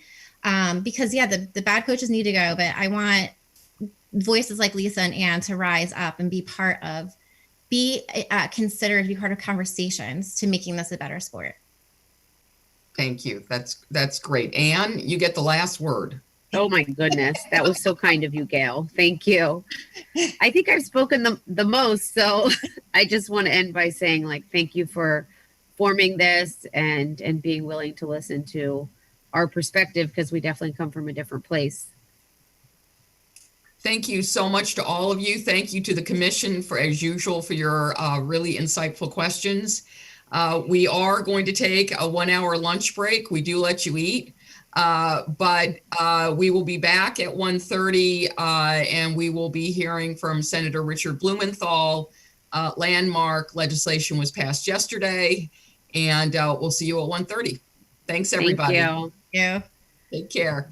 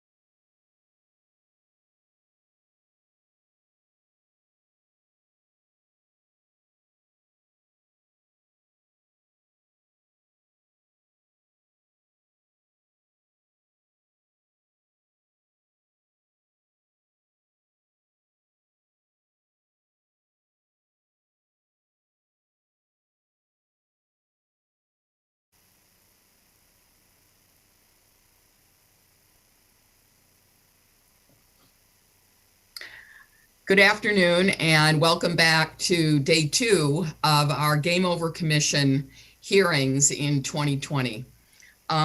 This has been a remarkable gathering, and I think you'll find the next 2 panels equally compelling. This next one is about the challenge of uniform prevention policies and governance and oversight within athletic institutions. That's a lot of words to say. How the heck can we figure out how to create child protection policies up and down the hierarchy of both USOPC all the way down to the individual gyms? Today, we are honored to be joined by Senator Richard Blumenthal. He very graciously agreed to speak to us on these issues. It is a pre-recorded statement, so it's actually before a major bill was passed. But I will be asking our Commissioner, Monica Rowland, to describe that bill after the presentations. We are also very honored to be joined by Dr. Stephanie Dallam. She is the, now we just call her the brilliant one. She is the person who put together what we're calling the tool to analyze archdiocese child protection policies, and which will be applicable to other organizations in the future. And she is a visiting scholar at Child USA, and we're delighted to have her with us. We also have a really moving set of concerns from a woman who was an elite athlete, Alyssa Beckerman, but who was put through the ringer, as we're finding out too often happens. And she actually wrote a letter, which is really moving. It's an open letter to Mrs. Valerie Kondos. And I highly recommend it. It is posted on the Game Over Commission's website, but we'll also be hearing from her. So please enjoy these presentations, and then we'll be back for the question and answer from the Commission. Thanks. Hello, my name is Dr. Stephanie Dallam, and I'm a researcher with Child USA. And just a little bit about my background. I worked for 10 years in pediatric intensive care as a nurse. Part of that time as an acute care nurse practitioner in the Department of Surgery and Trauma. During that time, I took care of a lot of children many of whom were critically injured by child abuse or child sexual abuse. I dealt with perpetrators. I dealt with children. I learned a lot in that process, and I learned that protecting children and preventing abuse is much more effective, because very few of the children that I dealt with, despite their horrendous injuries, were often returned to the perpetrators, who often never went to jail or had any bad consequences happen to them. Some of these children died. And so preventing abuse is more effective than trying to deal with the aftermath. I've worked the last 20 years as a researcher. I've published numerous articles in the area of child abuse. I worked for many years for the Leadership Council on Child Abuse and Interpersonal Violence, working in the areas of research and policy on a national level. For the last several years, I've been working with Child USA. And in one of our recent projects, we surveyed all of the child protection policies found in the 32 archdioceses in the United States. I put a little representation of of the amount that was thousands of pages of policies. Okay, basically, we found 14 policy types that grouped kind of naturally into 4 different categories. The first area was the area of prevention. And in that area, we kind of grouped background screening policies, the purpose of which are to detect someone who is unsuitable for working around children before you ever hire them. Child abuse education and training policies. The purpose of which is to make sure that all of your staff personnel are adequately trained in recognizing abuse, what to do if they see abuse, understanding perpetrator dynamics, those kinds of things. Code of conduct policies is policies on setting behavioral standards for how you expect staff to conduct themselves with children, and also including information on what to do if you suspect misconduct or discover misconduct by another employee. Sex offender safety plans. In the Archdiocese, it's not uncommon to have perhaps somebody who's a registered sex offender or somebody who's known to be a sex offender who might have a child who's attending the parish school or who regularly attends Mass. And so these would be policies on how to deal with that person to make sure that children are protected. That might be having them escorted by somebody while they're on the property, that kind of thing. Under detecting and reporting abuse, we found 2 policies. One is reporting abuse to civil authorities, and another is whistleblower protection policies. And obviously, if you want your staff to report abuse, then you need to put in place protections so that there's no retaliation against them if they do so. Most of the archdioceses don't have whistleblower protection plans. The best plan that we found was one that was required of an archdiocese who had a bad abuse case, and the county attorney, in a civil settlement in lieu of criminal charges against the archdiocese, helped write a plan, and they put that in place. So that's a very important policy. Under caring for victims, we found three different policies. The first is victim assistance, and that's what to do with victims who come forward and say they were abused by somebody that works for the archdiocese. And that includes things like pastoral assistance and paying for professional care. Policies on victim rights. Actually, very few of the archdioceses actually have a victims' rights policy, but we found 4 that did. All of the archdioceses enumerated rights for the accused, but very few of them really enumerated any rights for the victim, and we felt that that was important, that they be recognized that they have some rights and then be advised of those rights and not be retaliated against, for example, if they contact an attorney for advice. And the third policy in this category is public transparency policies, and you would think that with all of the difficulties the Catholic Church has had around child abuse and their lack of transparency, that all of the archdioceses would have such a policy, but actually less than half of them did, and many of those were extremely vague and didn't really say much. So, but those are an important policy. Under investigations, all of the archdioceses do internal investigations when they get an allegation of abuse, if they consider the allegation credible. And so there's policies in place to deal with that. There was 5 different potential policies that we found that fit under this category. The first is a lay review board, and the purpose of that is so that there is some lay input into looking at an allegation and determining what should be done with it. And they're there to advise the archbishop, who doesn't have to listen to them, but they are supposed to be reviewing these things and making recommendations. There's also investigatory policies, and those are policies on how to conduct the internal investigation, what to do with the accused during the investigation, should he be put on leave, etc., and whether there's any protections going to be offered to the victim during that time.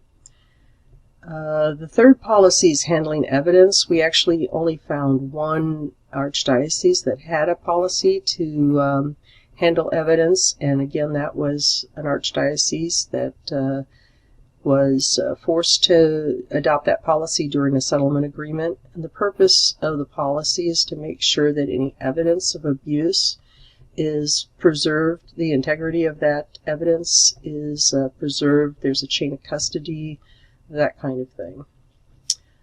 Response to substantiated abuse. These are policies on what to do if you substantiate the abuse. What should happen to the accused? How is that? How does that play out? And the fifth policy is response to credible but not substantiated allegations. And a lot of the archdioceses don't have such a policy. About a third of them did. And these policies are like, what do you do when you have a credible allegation but you couldn't determine beyond a reasonable doubt to substantiate that abuse? What do you do with the accused? Do many of them at this point just treat the allegation as if it was false and return him to his position? A few of them actually have the review board look over the evidence, look over the situation, and make recommendations whether there should be any limitations. Should he be supervised around minors? Because many of the cases, it's possible that that allegation was true, but for whatever reason, the Archbishop didn't feel like it rose to the level to be substantiated. So those are the 14 different policy types that types of policies that we found. Next is that, just a second. I basically wanted to show just a representation of what it looked like, what our research looked like. So this, what I'm showing you here, is these are, each one of these little triangles represents the score of an archdiocese in the area of conducting internal child abuse investigations. And this is the line here is the average. And you can see half of them are above average, half are below average, as we would expect. But you kind of get an idea. 24, over here you see 24 points were possible. That's based on, we took all of the archdioceses and we took all of their practices and policies in this area, and we found 24 different things that they could do, and then you looked at what they actually did. And so up here we find some of the better ones, but they're still only doing, maybe 60% of what they could be doing, and then some are doing very, very little. Okay, so in conclusion, we found that the archdioceses have kind of a patchwork quilt of policies of varying degrees of quality. Many of them are missing critical policies. And then, as I showed you in that last slide, even when they have policies, they're kind of all over the map as far as what they do. And youth-serving organizations, we feel, need to develop standardized policies that are based on best practices. And these practices should be based on empirical evidence and recommendations from experts in the field of child abuse. So thank you very much for your time, and thank you for listening. Hello, I'm Senator Richard Blumenthal. I would like to first thank the Game Over Commission for their ongoing work investigating Larry Nassar's abuse of hundreds of young girls and women, and for inviting me to testify today. I'm honored to be with you. While Larry Nassar committed his criminal sexual conduct by himself, his unimaginable abuse was facilitated and enabled by individuals who could and should have stopped his behavior much earlier, and instead chose to turn a blind eye. Multiple institutions responsible for keeping amateur athletes safe, including the United States Olympic Committee, USA Gymnastics, and Michigan State University, repeatedly failed to act on credible reports against Nassar. Their inaction allowed him to continue assaulting his patients with impunity. Nassar is in a prison now, but the fight to overhaul the system that allowed him to evade justice and accountability is far from over. Nassar exposed a number of systematic flaws that must be addressed to protect athletes going forward. For the past few years, I, along with United States Senator Jerry Moran, have led the charge to investigate this pattern of gross institutional failure. As ranking member of the Senate Commerce Subcommittee with jurisdiction over the health and safety of U.S. Olympic athletes, I've been honored to work side by side with remarkable athletes, survivors, and advocates to prevent future athletes from enduring this kind of abuse. Last year, we released the findings of our investigation and introduced the Empowering Olympic and Amateur Athletes Act to ensure that predators of this kind never are permitted to recur. We focused on understanding the alarming and dysfunctional systems that allowed Nassar to thrive and determining what legislative changes would help to protect and empower amateur athletes going forward. Over more than 18 months, we engaged with athletes and sexual abuse survivors in a wide range of sports and dug into the way sporting bodies and U.S. Olympic committees operate. We reviewed and analyzed tens of thousands of pages of documentary evidence. We held several public hearings on the culture of abuse in amateur sports, and we subpoenaed leaders who tried to evade accountability for their failure to protect athletes. During the course of our work, we uncovered really damning evidence showing misconduct by leaders at the Olympics Committee, U.S. Gymnastics, and Michigan State University. In fact, at one point, we even referred the former U.S. Olympic Committee CEO to the Department of Justice for lying to Congress. Our investigation concluded that coaches and powerful individuals within the Olympic movement were able to assault athletes of all ages because of the lack of oversight, transparency, and accountability. In effect, USOPC and USAG were willing to trade the safety of athletes for medals and money. As long as USAG was successful, the safety of the athletes was a secondary concern. The absence of these important constraints resulted in institutions that failed. They failed to act aggressively, to report wrongdoing to proper law enforcement agencies. Coaches and other adults assisting athletes spoke to my subcommittee about a lack of education and resources necessary to ensure individuals could identify and properly report abuse. At the same time, the U.S. Olympic Committee failed to have an enforceable policy that would require USA Gymnastics personnel, volunteers, and club members to report abuse to law enforcement and their respective organizations.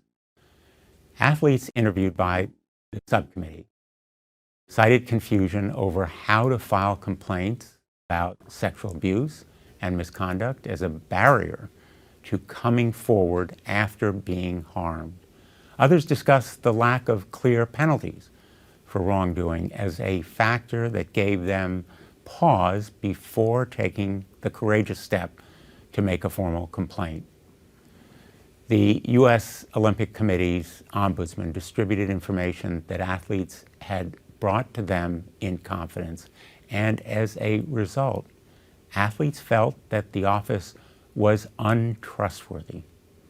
These organizations also failed to foster an environment that encouraged reporting by removing the fear of retaliation. Athletes shared with our subcommittee that they feared losing progress towards their athletic goals if they spoke out against coaches, officials, or other adult individuals associated with their sport. I want to say how much I admire these survivors and athletes. They are the real heroes here, and their courage and strength and perseverance are the reason that we were successful. What victimized these young athletes beyond these institutional failures were individual men and women entrusted with positions of power who prioritize their own reputation or the reputations of a national governing body over the health and safety of the athletes. Nasser cultivated a coterie of USA Gymnastics officials that catapulted him to a cult-like status in the community and further protected himself by creating an us versus them mentality within this group. Self-interested coaches who benefited from pressuring gymnasts to compete and win, even when doing so was unwise, gave Nasser more power because of his willingness to focus gymnasts to train and compete when injured. Finally, even after courageous survivors confronted them with accounts of abuse, the U.S. Olympic Committee, USA Gymnastics, and other national governing bodies took shameful actions to conceal their negligence and failed to enact serious reform. The result repeatedly placed athletes in harm's way. We introduced the Empowering Olympic and Amateur Athletes Act to change that. It imposes new reporting requirements for adults with knowledge of any allegations of child abuse of an amateur athlete, and it increases survivors' protections against retaliation. It also mandates that there be more representation of amateur athletes on the boards of the United States Olympic Committee and other national governing bodies. Second, the act ensures greater transparency and accountability throughout amateur sports movement. This includes giving Congress the ability to fire the U.S. Olympic Committee Board of Directors. The U.S. Center for Safe Sports would also be required to maintain a public list of all barred coaches and individuals so that these predators may not slyly manipulate their way back into amateur sports. Most importantly, this legislation clarifies that the U.S. Olympic Committee and the national governing bodies owe a duty of care to amateur athletes to keep promoting a safe environment in sports. Lastly, it will fortify the independence and capabilities of the U.S. Center for Safe Sport. It prevents anyone affiliated with the U.S. Olympic Committee or the national governing bodies from working for or interfering with safe sports investigations, and requires the U.S. Olympic Committee to spend $20 million per year on center operations.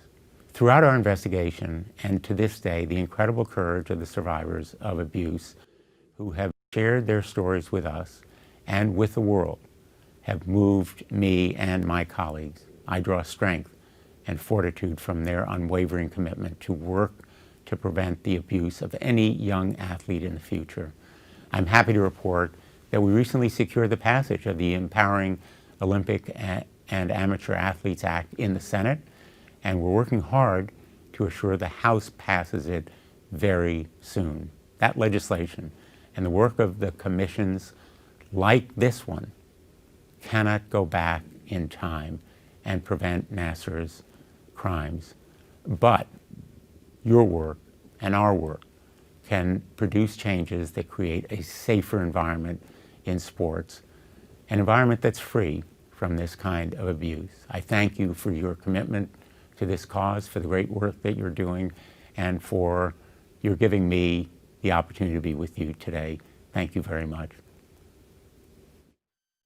My name is Alyssa Beckerman King. I was on the U.S. Women's National Gymnastics team from 1997 to 2000. I was the Olympic alternate for the 2000 Olympic team.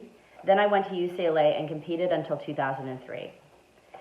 They say that college gymnastics is supposed to be the light at the end of the tunnel for broken gymnasts.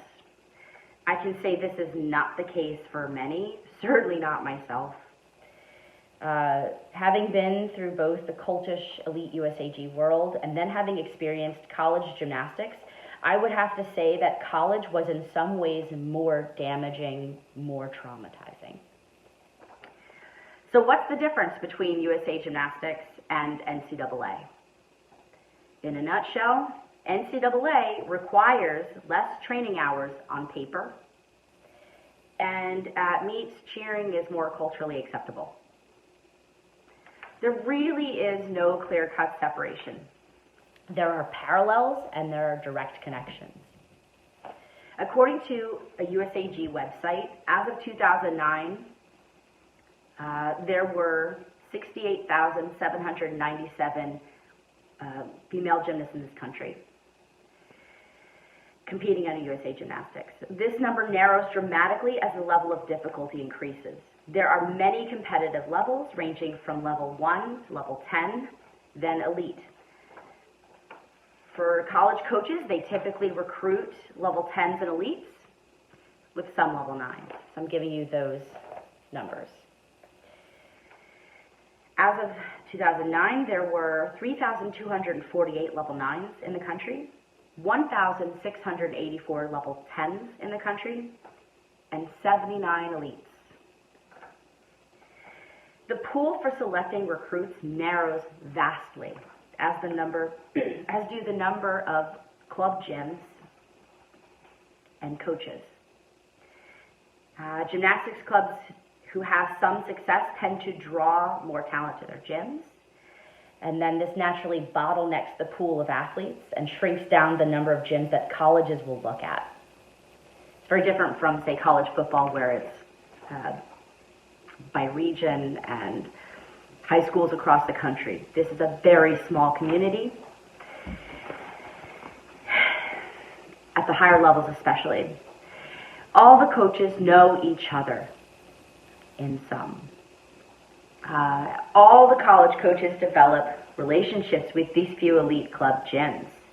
While the average lifespan of the gymnast is short-lived, maybe advancing to the top levels and staying on top for up to 4 years if they're healthy, if they're lucky, then college for hopefully another 4 years if they're healthy, if they're lucky.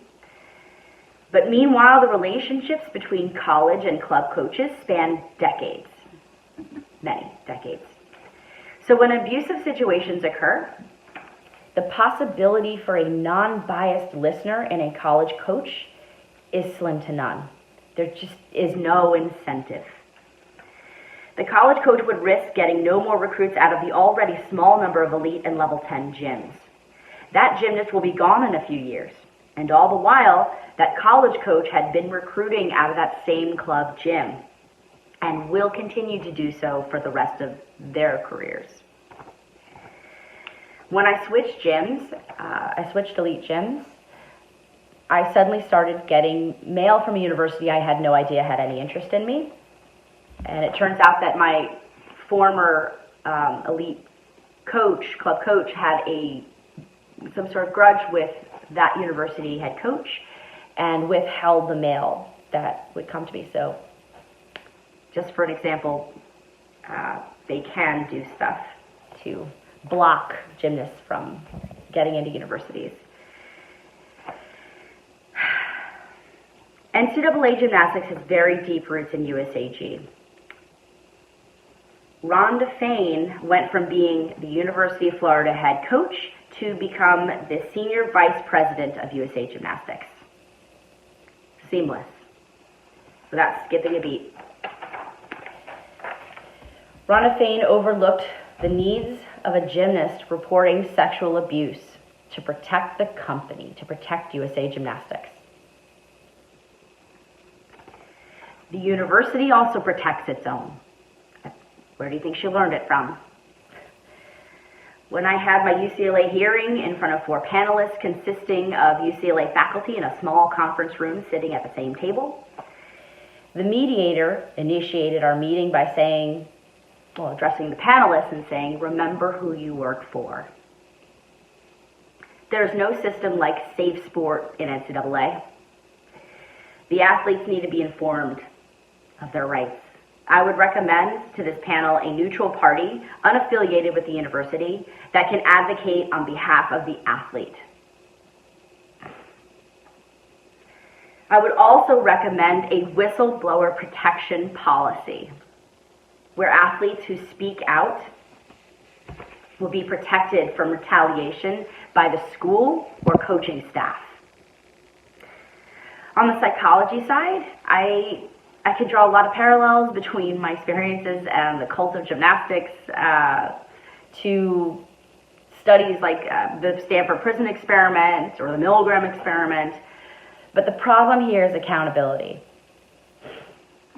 In fact, just recently, NCAA has sided with the USOPC that they just don't want any accountability for the athletes that are under their purview for their health and safety at this point. Ironic, really. I would recommend promoting more psychological awareness all around. I recommend evaluations and regular checking in with coaches. If we want psychologically healthy athletes, we need to start with psychologically healthy coaches. We need consistent psychological oversight for coaches. Our team sports psychologist was present for only a select few team meetings. However, in this case, I'm going to say our problem isn't a mental block about competing. Our problem is trauma. We need trauma specialists. Which brings me to my next point. For the athletes, I would recommend promoting more awareness for what therapy is about. When I started college, I was sent to a nutritional therapist. However, I had no idea how therapy worked. I had no sense of whether or not this therapist was the right fit for me. I thought this was my only option for therapy, and I had no trust. USA Gymnastics, their sports psychologist was unlicensed, and so we would often get in trouble with our coach after speaking with her. It taught us that there was no safe zone to speak freely, and that transferred over into college. I told this therapist in college what I thought she wanted to hear, and it was just the wrong type for me. I will say to psychologists in the room, triage for psychology here. We have to treat the trauma before we can start treating symptoms of trauma like an eating disorder. I had many experiences also with different doctors throughout my career where I would explain the pain and where it hurt, and they would often be dismissive, like because I looked like a little girl, and how much pain can a little girl be in really? Well, in the culture of gymnastics, injuries were usually met with an angry reaction by the coach. Gymnasts would rather wait until they could no longer walk, are bleeding too profusely to hide, or until the bone is literally sticking out of their bodies before admitting to an injury to the coach. So by the time they actually make it into the doctor's office, believe me, it's bad. This is why gymnasts will also see the same few orthopedic sports doctors because they'll take them seriously.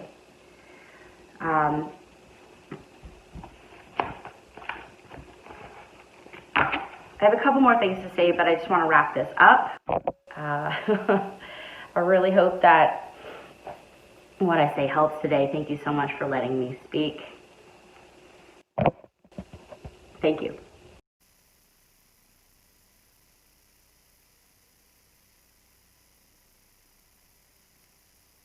You're on mute, Mark. Technology is my friend. So we are very grateful to both Stephanie and Alyssa, and we look forward to having a conversation with them now. I'd like to especially thank Senator Blumenthal, who has a lot going on in Washington, as you maybe know. He will not be able to take direct question and answer, but I'm sure that we can correspond with him. Apparently there's some kind of Supreme Court nomination going on. So, and he's on the judiciary. So what I'd like to do is ask our Commissioner, Monica Rowland, who's very heavily involved in the USOPC movement, to tell us what the statute does, which actually passed, that Senator Blumenthal was talking about, and Child USA supported enthusiastically. And then I'd like to move to Alyssa because I know she has a limited time frame. So thank you, Monica.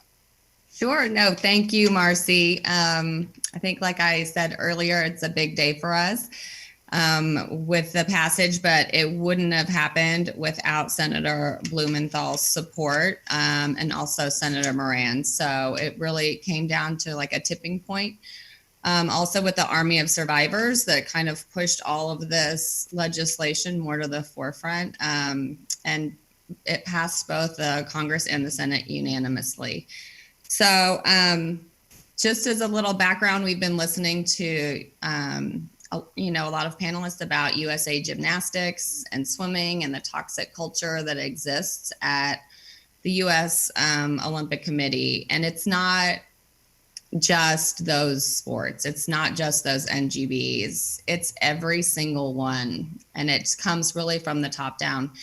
As background, Eli and I were elected to the Sport of Modern Pentathlon's board of directors back in 2004, after we demanded an election because they hadn't had an athlete election in years. So the two of us were, I would say, fairly young and naive and thought, but knew something was wrong with the sport. We knew athletes weren't getting money. We had no voice. A lot of the same things that we've been listening to were happening at our sport. Our sport was just small. And so we were able to understand it, I think, with a little bit more depth and get kind of on the inside track. So we set about changing things immediately. We were blocked by the USOC. They want to have their culture maintained and will easily just shut people down. And then it's a trickle down effect. So all of the members of the boards of NGBs want to be part of this Olympic committee. It's, gives them pride, and they've been working their whole lives to get to this.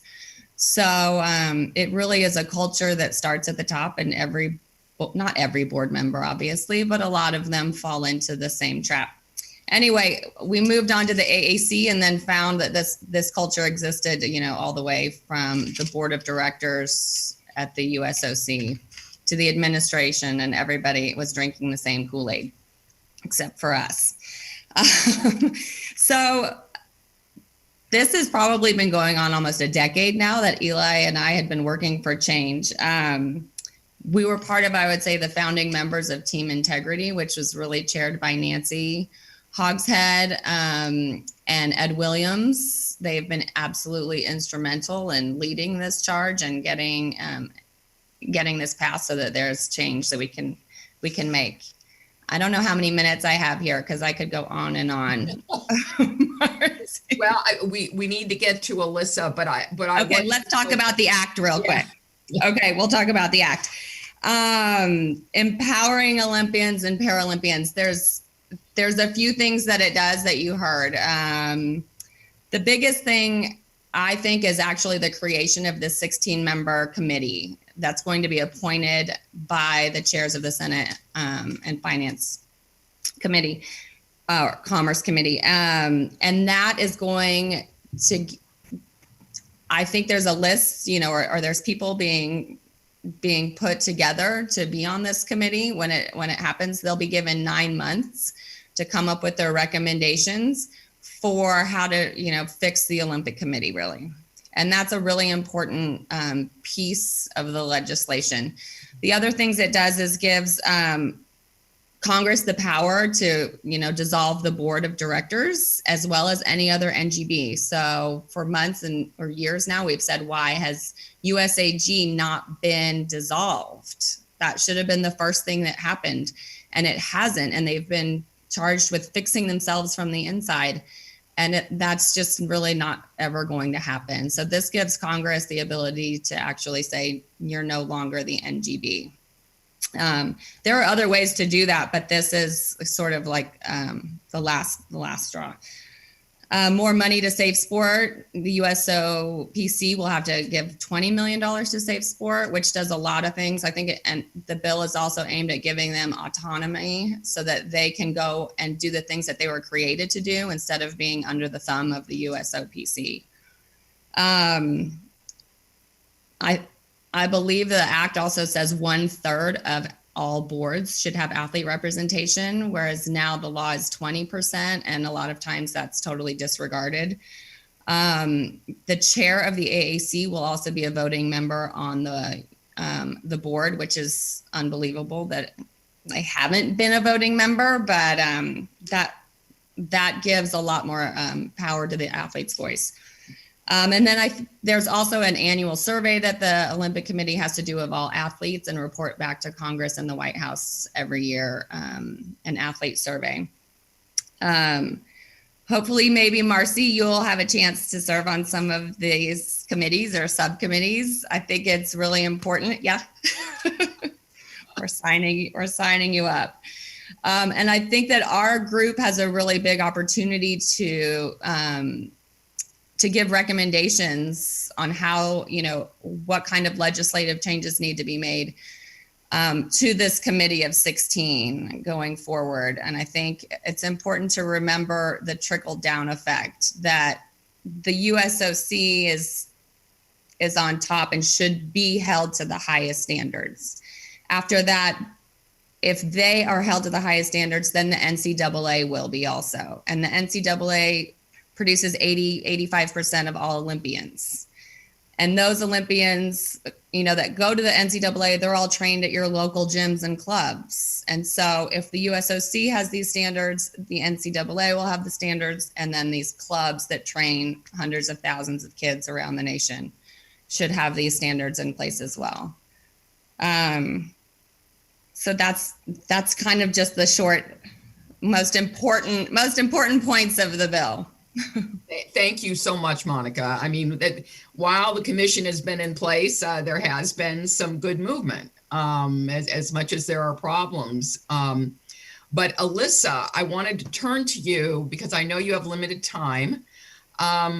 But first, thank you so much for your testimony and for your moving letter to Coach Val, I take it. But from listening to you, it does sound like the wheels are off for the NCAA. Did you feel like there was just no support from the NCAA at all, or that they didn't care? I mean, how did it feel?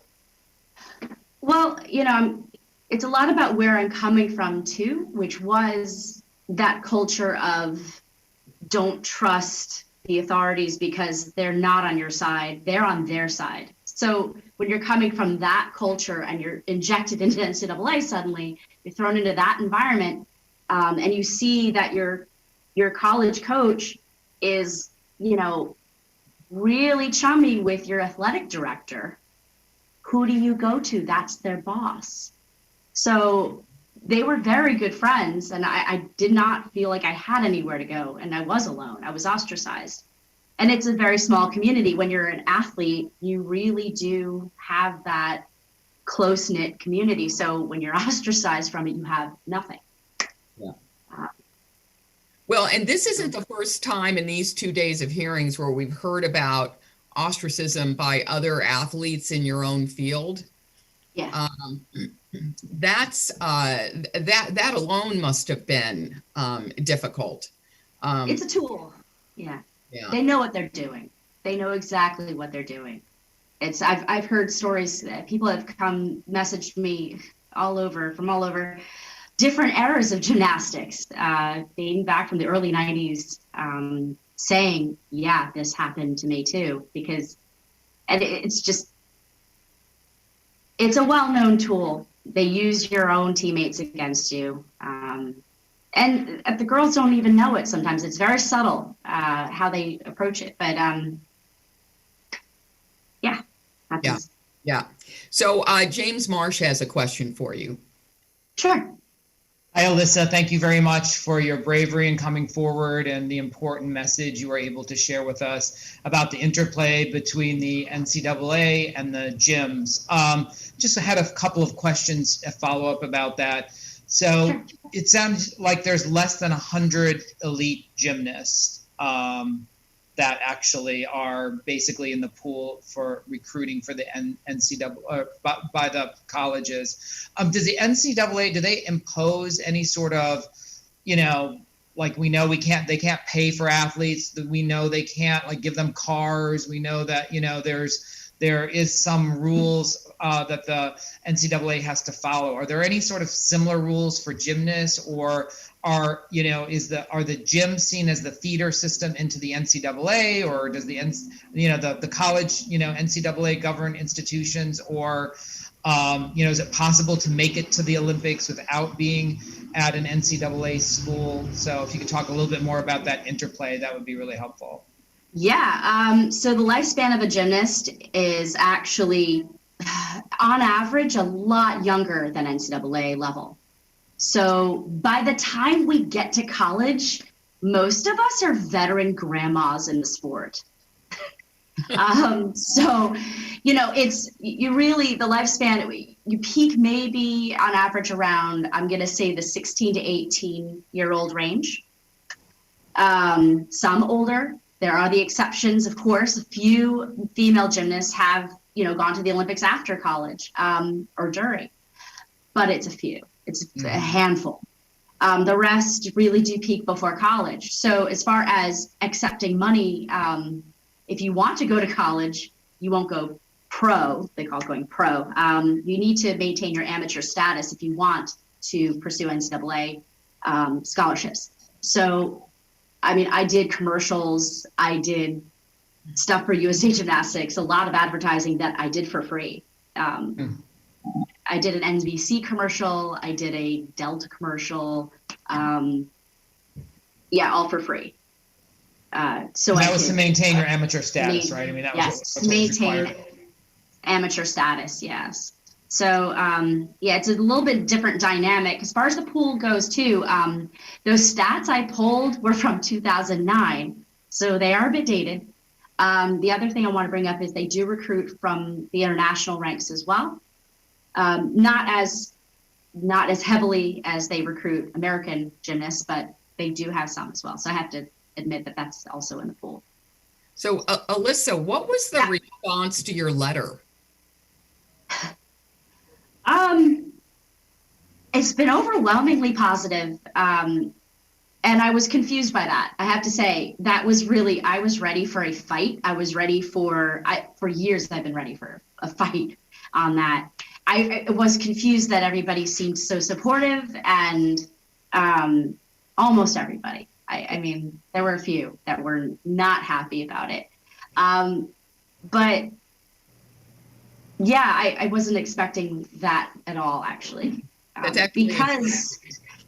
So unlike other sports, it sounds to me like if you look at football, for example, the reason you go to college, the reason you play on these, top 10 teams is so you go pro, and that's where the real money is. It sounds like the Olympics and gymnastics is a little bit different in that by the time you get to college, your career is already over. And so what they have to offer you there is basically your life after gymnastics, which is a college education, a degree. And of course, the schools get the benefit of having all these top gymnasts when they compete in the NCAA circuit. Is that accurate? Yeah, so, you do bring up a really good point. Actually, there is a lot of pressure from USA Gymnastics at the Olympics to go pro. It's in their best interest that we go pro, because then they get to market us and have us go on their post-Olympic tour. So in Sydney, I remember pulling the girls aside. I know the ones that were going to go to college, and saying, look, they're going to pay you X amount of money for an Olympic tour, or you can get a college scholarship that could last you 4 years. Interesting. And which is worth how much? So you're balancing those two. I was, very adamant that they really considered, because it may seem like a lot of money up front, but college is a lot more expensive than what they were offering. But there was a lot. I remember they were very conflicted. The girls were very conflicted because it was a lot of pressure, from USA Gymnastics. So. Wow. So Alyssa, thank you very much. I think we have a question from Sharon Cooper for Stephanie Dallum. Yes, I do. And thank you very much. In the category where you were talking about insufficient evidence with respect to just not enough evidence to go further, forward with respect to taking any kind of action. What I wanted to know, Stephanie, was there a comparison from location? In other words, if you have a high-risk individual, someone that people have made allegations against, or a person has made an allegation against, were you able to track that person across assignments from diocese to diocese, et cetera? Our research really didn't get down to that individual level. We were mainly looking at written policies. So we didn't really, we didn't delve into individual cases, and they're in the, tens of thousands probably. Right. We do kind of know historically, what has happened, and to some extent that some of that continues to happen in that a priest here can go to another country, right, and really start over again and continue on. I think one of the things that was surprising is there is no oversight. Alyssa was talking about, different things that could provide oversight. There is none there. So to the extent that if a person perpetrates at one church, there's nobody that's keeping a master list. That church B shouldn't hire them. There would have to be they're supposed to communicate with each other, but there's really no type of oversight. In fact, I think that the Catholic Church is going to be learning from us about their own policies. Thank you. I appreciate that, because I think the second part of my question was going to be, was it written in the policy that there should be some kind of tracking for other locations? There is, I speak about the charter, the Dallas Charter, and that was kind of like some minimal types of standards was provided by that, and one of them was no transfers. And so that alone had no teeth. Nobody had to follow the charter until the Pope decided to make it a norm for the United States. He didn't make it a norm for the world, just for our country. In the rest of the world, they could continue to transfer at will. It was just here because we're the ones that had the press that was really breathing down their neck. And so that I don't think that that's still in other countries may not even, they may continue to allow it. But here, all the churches have said that they won't do that. Okay. But that's only if they substantiate the abuse. And then that is all individually done. And it's really up to the archbishop of that particular diocese, whether he decides to substantiate it. If he doesn't substantiate it, then they can transfer and continue on. Thank you very much. So Dr. Stephen Berkowitz has a comment. This discussion just reminds me of the situation I'm currently in that seems, it's just cross-cutting. So I am involved in a case right now where 22 toddlers under 2 were kept basically in a false basement that was squalid and abusive. The daycare was licensed for 6. They had a fake room upstairs and then would greet the parents, and an amazing sociopath who ran this. It ends up that she did the same thing in California 20 years earlier, and was not convicted, but lost her license, so on and so forth. And there was no way for the state of Colorado to know about that. Yep.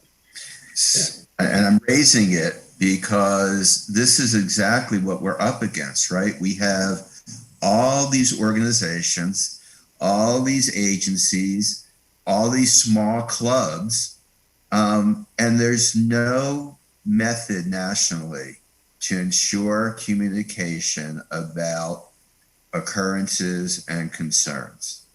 And that's one of the reasons they keep happening.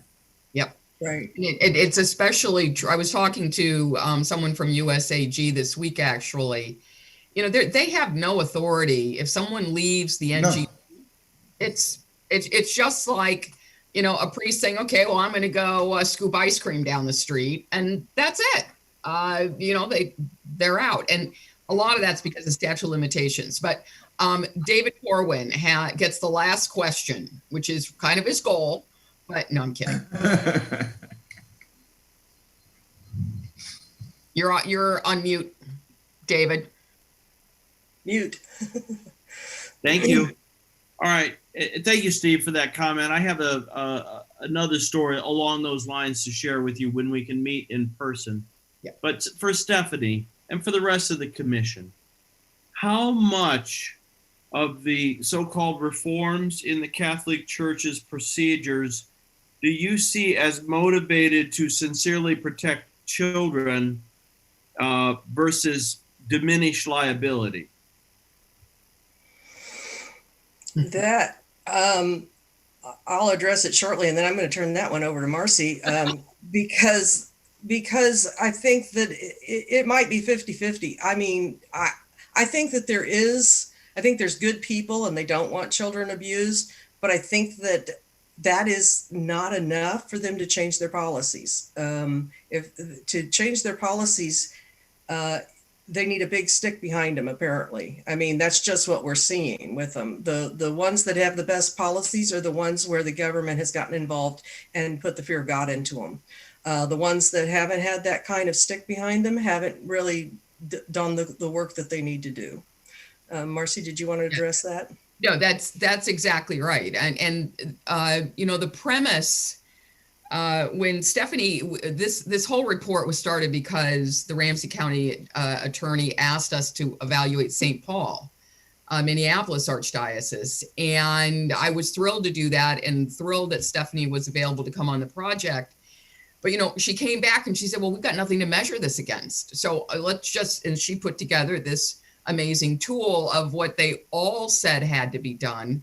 What I think, you know, and we'll be publishing a series of academic papers. One of the most amazing parts here is that with the spotlight on the Archdiocese, with the Dallas Charter, with the Spotlight Report, with Survivors Every Day, with the Survivors Network of Those Abused by Priests, they have probably improved their policies the most of any youth-serving organization in the country.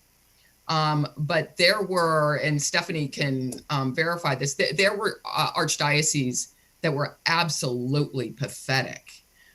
In terms of their written policies, it was as though they lived in another universe. And frankly, you can correlate some of that with those of the states where they weren't held accountable legally. And I wanted to make one other point, which is a little bit, not really exactly what you asked, but it's kind of dovetailing with Alyssa in that there's such a big area of accountability. And I really just don't feel like we're going to get a handle on this as long as we treat it as a bad priest here and a bad priest there. And the people that are enabling the bad priest here and the bad priest there face no consequences. And that's what I see as the biggest downfall is there was an investigation, I believe the Philadelphia Inquirer was part of that investigation. And they looked at priests who had been charged in cover-ups. And then bishops who had facilitated cover-ups of priests. So they basically allowed them to continue to abuse. And none of those bishops had any kind of repercussions. And there was a third of the bishops that are still bishops today have been accused of this. And, one bishop was criminally charged with facilitating abuse and not reporting it, but still the church left him in the position. So until there's some accountability for the people that are facilitating it, the policies are hollow. And I would have hoped that the Catholic Church had more of a fear of God. The plaintiff's bar. I regret to inform you they do not. They like to use the fear of God, but you're supposed to fear it, not them. Yeah. You're supposed to fear them. So, well, another amazing panel. Thank you so much, Stephanie. And thanks to Alyssa and Senator Blumenthal, Stephanie, and we will be striding ahead now in other youth serving organizations, applying these principles, and of course the commission will be working on applying these principles. So thank you so much. We will be back in 15 minutes for our last panel of this 2-day set of hearings on the challenges of coping with abuse as a family. You're going to find it riveting. It's a mother and a daughter. And of course, Trinea is featured in Heart of Gold, the documentary. So we will see you in 15 minutes, and thanks so much. And if anybody has any other questions, Marcy, feel free to put them in touch with me. I'd be happy to talk to anybody if something comes up later. So. Perfect. Oh, you'll be back. Don't worry. Okay. Not this afternoon, though. I've got other engagements. Yeah. Enjoy your family. Thank you so much. All right. Bye-bye.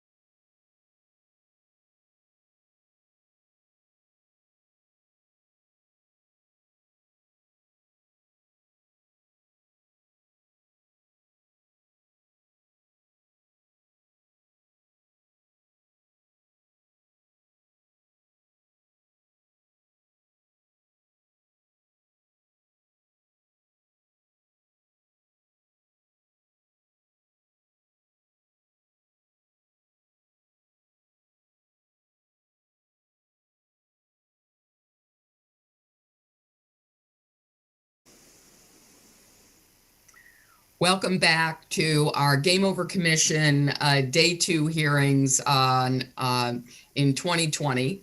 And we are at our last panel. This has been an amazing group, but this last panel is particularly special. We had, at the very start, we had Jennifer Say start to talk to us about Athlete A, which is, of course, a documentary about sex abuse in sports. And now we have, we're closing out with essentially the star of At the Heart of Gold, Trinae Gonzar, and her mother, Dawn Homer. And the reason that we feel so, that this is so important is because we do understand, having talked to enough survivors now and looked at the system, that this affects not just the one victim. It's never isolated. And instead, it has these ripple effects that affect the parents and siblings and others. And so we wanted them to talk to us and help us to understand how this operates. So as I mentioned before, our full bios are on the website, but let me just say quickly that Trinae is a leading national spokesperson for survivors of sex abuse by Larry Nassar and in the system. Her mother, Dawn, Homer was a mother to a number of athletes. I've never heard of so many sports in one household. But she's a marathoner herself, so I guess they had no choice. But also, Dawn is with the a medical supply company and is doing everything else. So this is a dynamic duo. We're going to see their presentation, and then we're going to hear from the commission in a conversation with them. Good afternoon, and thank you for inviting me and my mom to speak to you today. My name is Trinae Gonzar, and on January 19th, 2018, I did my victim impact statement to the former United States Olympic team doctor, Larry Nassar.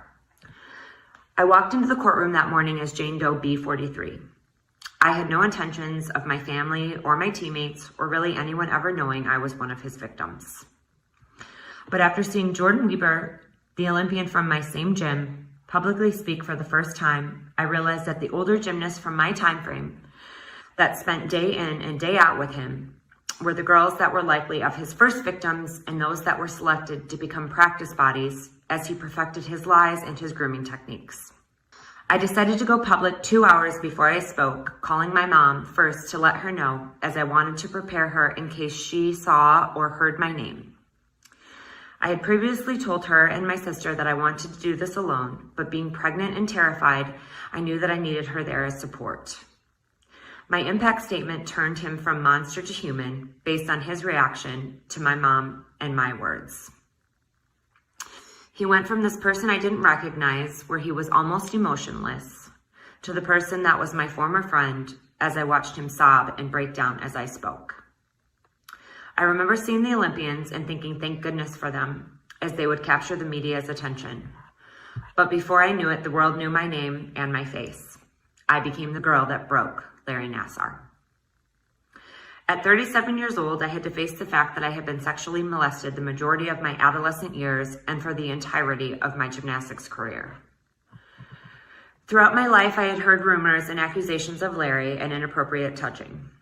In fact, one such accusation was from my sister's teammate in high school. I heard how people spoke about her behind her back, insinuating horrible things about her personally. I remember her specifically because I thought to myself, if I can reach out to her and explain that the treatment was medical and needed, she would feel better about what happened.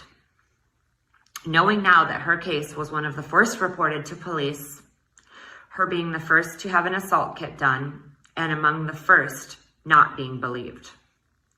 After knowing how many others there were that had tried to stop him, I had realized I had been made his perfect victim and his perfect unaware accomplice. My assaults began when I was 8 years old. They estimated I was assaulted around 900 times. I spent every day at practice with him taping my shins, ankles, and wrists. I was able to compete on shin splints that were so bad that I had stress fractures. But due to what was referred to as magic, his magic, I competed and won as what was expected of me regardless of injury. My parents spent hours, hundreds of hours, days and weeks taking me to and from practice, doctor's appointments at MSU Sports Medicine, and competitions. We were hands down the best gymnastics program in Michigan, and during my time, we became the Junior Olympic Team champions. Our gymnastics family was much, if not more, of who we spent our time with. Injury was common and in our sport, but we had extreme guidelines of how to avoid injury. We had very specific eating guidelines that Larry created that we had to adhere to. We were to come in early and ice if needed, and we were expected at practice, even if injured, to sit on a bike and ride or to condition and not lose our muscle and physique. And no matter what, you were taught to never question anything, period. In our gym, Larry was loved, and I mean very loved. He was the good when you faced John Geddert and an injury. Larry was the middleman of a coach that everyone feared. You never wanted to be on the bad side of John, and you certainly never wanted to not be able to compete. The wrath of that came with more chin-ups, push-ups, and sit-ups than you can ever imagine. And again, you were never to question anything. That was the name of the game. That was gymnastics. One of the hardest parts of having a case such as ours was the extent this kind of trauma and heartbreak did not to just us as the survivors or victims, but what this did to families, friends, and our community. My father, after my day in court, didn't speak to me for months. Not because he was not in support of my case or my statement, but because he was so taken back that I had not shared my trauma, my truth with him until minutes before I went on camera. I never meant to hurt him, and I really didn't realize that I had. But he was beside himself, upset that he also didn't get to have his chance to speak to Larry. I know this might seem horrible in your mind, but the amount of family turmoil this kind of truth can do and did to families in real life are more than you have any idea of. In our case, it was our trainer and our friend, and in some cases, a doctor. But imagine if the abuser is a father or an uncle or a brother. My families are huge supporters of Michigan State University, something I was as well. We are all from the city of East Lansing, where MSU lives. I think the majority of my family understood my drive for justice against Larry, and even maybe some of the other enablers. But they had no idea that the institution of Michigan State University as a whole brought me extreme anxiety and anger as they continued to support the university. I know that the students and faculty and athletes and coaches stood in solidarity with us time and time again. And I'm aware that some of these sports and coaches bring so much happiness to our family, as we have for decades bled green, as we say. But the board of trustees and the leaders of that university called us liars, money seekers, and many other horrible things, and still today fight us on any real change. As an institution, MSU had an opportunity to be change makers and pave the way for other universities to follow. And instead, they chose to deny and pretend that there were any persons involved that knew of and could have prevented a serial sexual assault predator to roam free of their athletes and athletes to come. My family also knew of many of the other enablers. Some were family friends, some were their children's friends' parents, and I learned very quickly how difficult it was for me to be me, and for them to be on the opposing side of justice for some of these enablers. I learned how difficult it was for them to digest that possibly their friends or their children's friends' parents could also face consequences due to their lack of reporting or protocol when they were told about the abuse Larry was doing. Now, I imagine that most think with a case as public as ours that we were given support, that there were therapists lined up and resources handed out. There wasn't. In fact, the same day I did my impact statement and she allowed me to share this part of her story, one of my young 15-year-old sister survivors bravely spoke her truth and then attempted to take her life, only to be released a week later with a second attempt at ending her pain. I immediately began searching for support. I was given the name of Kimberly Hurst at Wayne County SAFE, the Sexual Assault Forensics Examiners Program in the city of Detroit. I set up a meeting immediately, and she began helping look for additional resources for our young survivor. She didn't know me for any longer than our meeting, but she cared and she wanted to help. She explained to me that the additional work that they do at Wayne County SAFE and how they support their survivors. My one question was, why doesn't anybody know about you guys? She explained to me that the funding and the resources they had were exclusively to direct services, that there had been the staffing or funding capacity to do public outreach, that their services were typically offered to a survivor in the hospital following a rape kit or from a police officer after a report was made. This is when I decided to work with Wayne County SAFE and to work in sexual violence, to ensure everyone knows about our organization, to let everyone know that we will never turn a single person away no matter where they are in their journey, and we will never charge a single penny for our services or support. I'm here to share how we plan to take this model that has existed for over 14 years to other cities and other countries. That Wayne County SAFE will now be called Avalon Healing Center and will be a safe space for every survivor.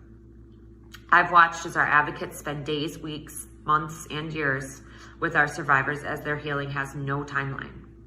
That our services never end for them. Our work is honestly never done. I am here to tell you that there are organizations such as Avalon Healing Center that are paving the way for change. You see, I'm not asking you to start from the ground up. We already have the tools. We've created them. I ask you today, as the Game Over Commission, to protect youth athletes, to join us in making history, to bring organizations such as ours, to support survivors all over the globe in ways that haven't been done before. I'm asking you as the leaders and commissioners to know that I see you, and I see that you want change. I might just be one voice in one city, but I promise you, I will be one voice that will never give up. So thank you for being on this side of change and for listening to me and my mom today. Thank you. I want to introduce my mom and her impact statement that she did immediately following mine on that day in January in court. I called her around noon as they had called court to lunch. Originally, I had told her I wanted to do this alone. But as I decided to go public, I needed her to be there by my side for many reasons. She came within minutes and saw the media frenzy that it had become. As she sat there in the courtroom, she saw Judge Aquilina offer words to other parents, and she sat there on a bench and wrote her impact statement on her cell phone. I ask this to be shown today, not to break your heart, but for you to see the real raw moment a parent, my mother, had to take. I ask you to think of the unimaginable. Imagine being her. She's my real hero. Thank you today. Thank you. My name is Dawn Homer, DAWNHOMER. Thank you. And I saw you touching on your daughter, and I watched the tears. You have something to say? I just want to address Larry, if I could. Okay. Larry, as a mom of a gymnast, I want you to realize that you made all of us parents unwilling accomplices in your sick attack on our precious girls. We thought we were so lucky to have you, and as I've seen, you've made every one of these girls feel special. We were more than willing and confident in handing over our children to you, our precious daughters. It's so sad and sick. It is numbing to be witnessing this disgusting accounts of the girls that you took advantage of. It isn't satisfying to see what's left of you, but I can tell you it is very satisfying to see these young women rising up and becoming survivors and strong young women. They are the ones that are going to win in this, Larry. Thank you, Judge. That was brave, but also so heartfelt. And I want to thank Trinae and Dawn. What is there something you'd like to add now that you've had a moment to take a look at it with us before the commissioners ask questions? Me or my mom? We'll start with Trinae. To add, I think it's always hard to watch those kind of things and then speak. I've had to accept with the documentary that I don't watch the documentary before I speak, because it instead takes me into a different space where I feel sad instead of empowered. So I tried to talk my mom out of watching that just because I know what that feels like. So if she needs a few minutes to take a second, that might be the case. And I do work in sexual assault, and I think I get probably the biggest question people ask me finding out what I do now is, why are you doing that? Like, how do you do that? And I don't think you ever wake up thinking I'm going to work in sexual assault. But now that I'm here, I'm never going away. So I'll just leave it at that. And I mean, could you tell us a little bit about I take it At the Heart of Gold is still, being shown and there's still feedback. How do you deal with that? Well, I'm blonde now. Initially, I was having people recognize me, and those moments were not, I'm not an actress. I am no Jennifer Aniston. So when people would recognize me, it was with crocodile-sized tears and in the asparagus department at the grocery store. And I would see their heart break at them seeing me. And that's a really hard face to see when you've never seen this person and you're watching them literally break by seeing your face. So I don't wear my hair up in ponytails like that. I don't have dark hair right now. And it is being shown. I do still get, I've received, after my impact statement, I got over 1,000 private messages on my Facebook. Wow. And I wasn't prepared for that.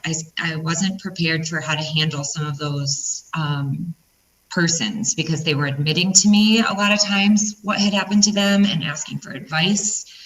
Right. And I didn't have those tools. So initially for me, I think it was more traumatic to be that person than it is now, because now I have the tools and I've learned a lot about sexual assault and what it's like to be an advocate. So I feel much more prepared for these kind of conversations and questions than I was a year ago, 2 years ago. Come a long way. Yeah.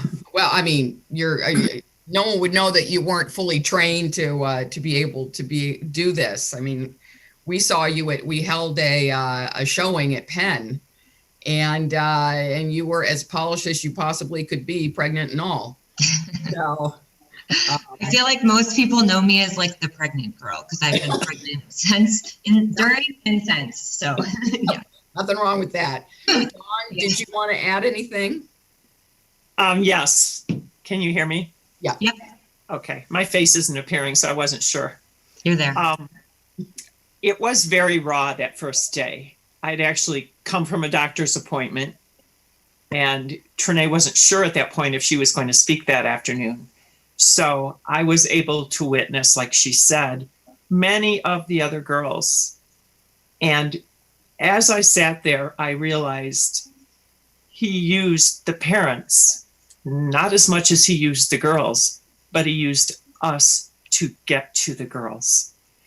And that's where I said, you made us unwilling accomplices, and how easily we turned our girls over, how we let them take our girls, take them in the back room that no one was allowed in. We were never able to question anything. I even came to pick Trinae up a couple of times, and one time they said, oh, she's at the hospital.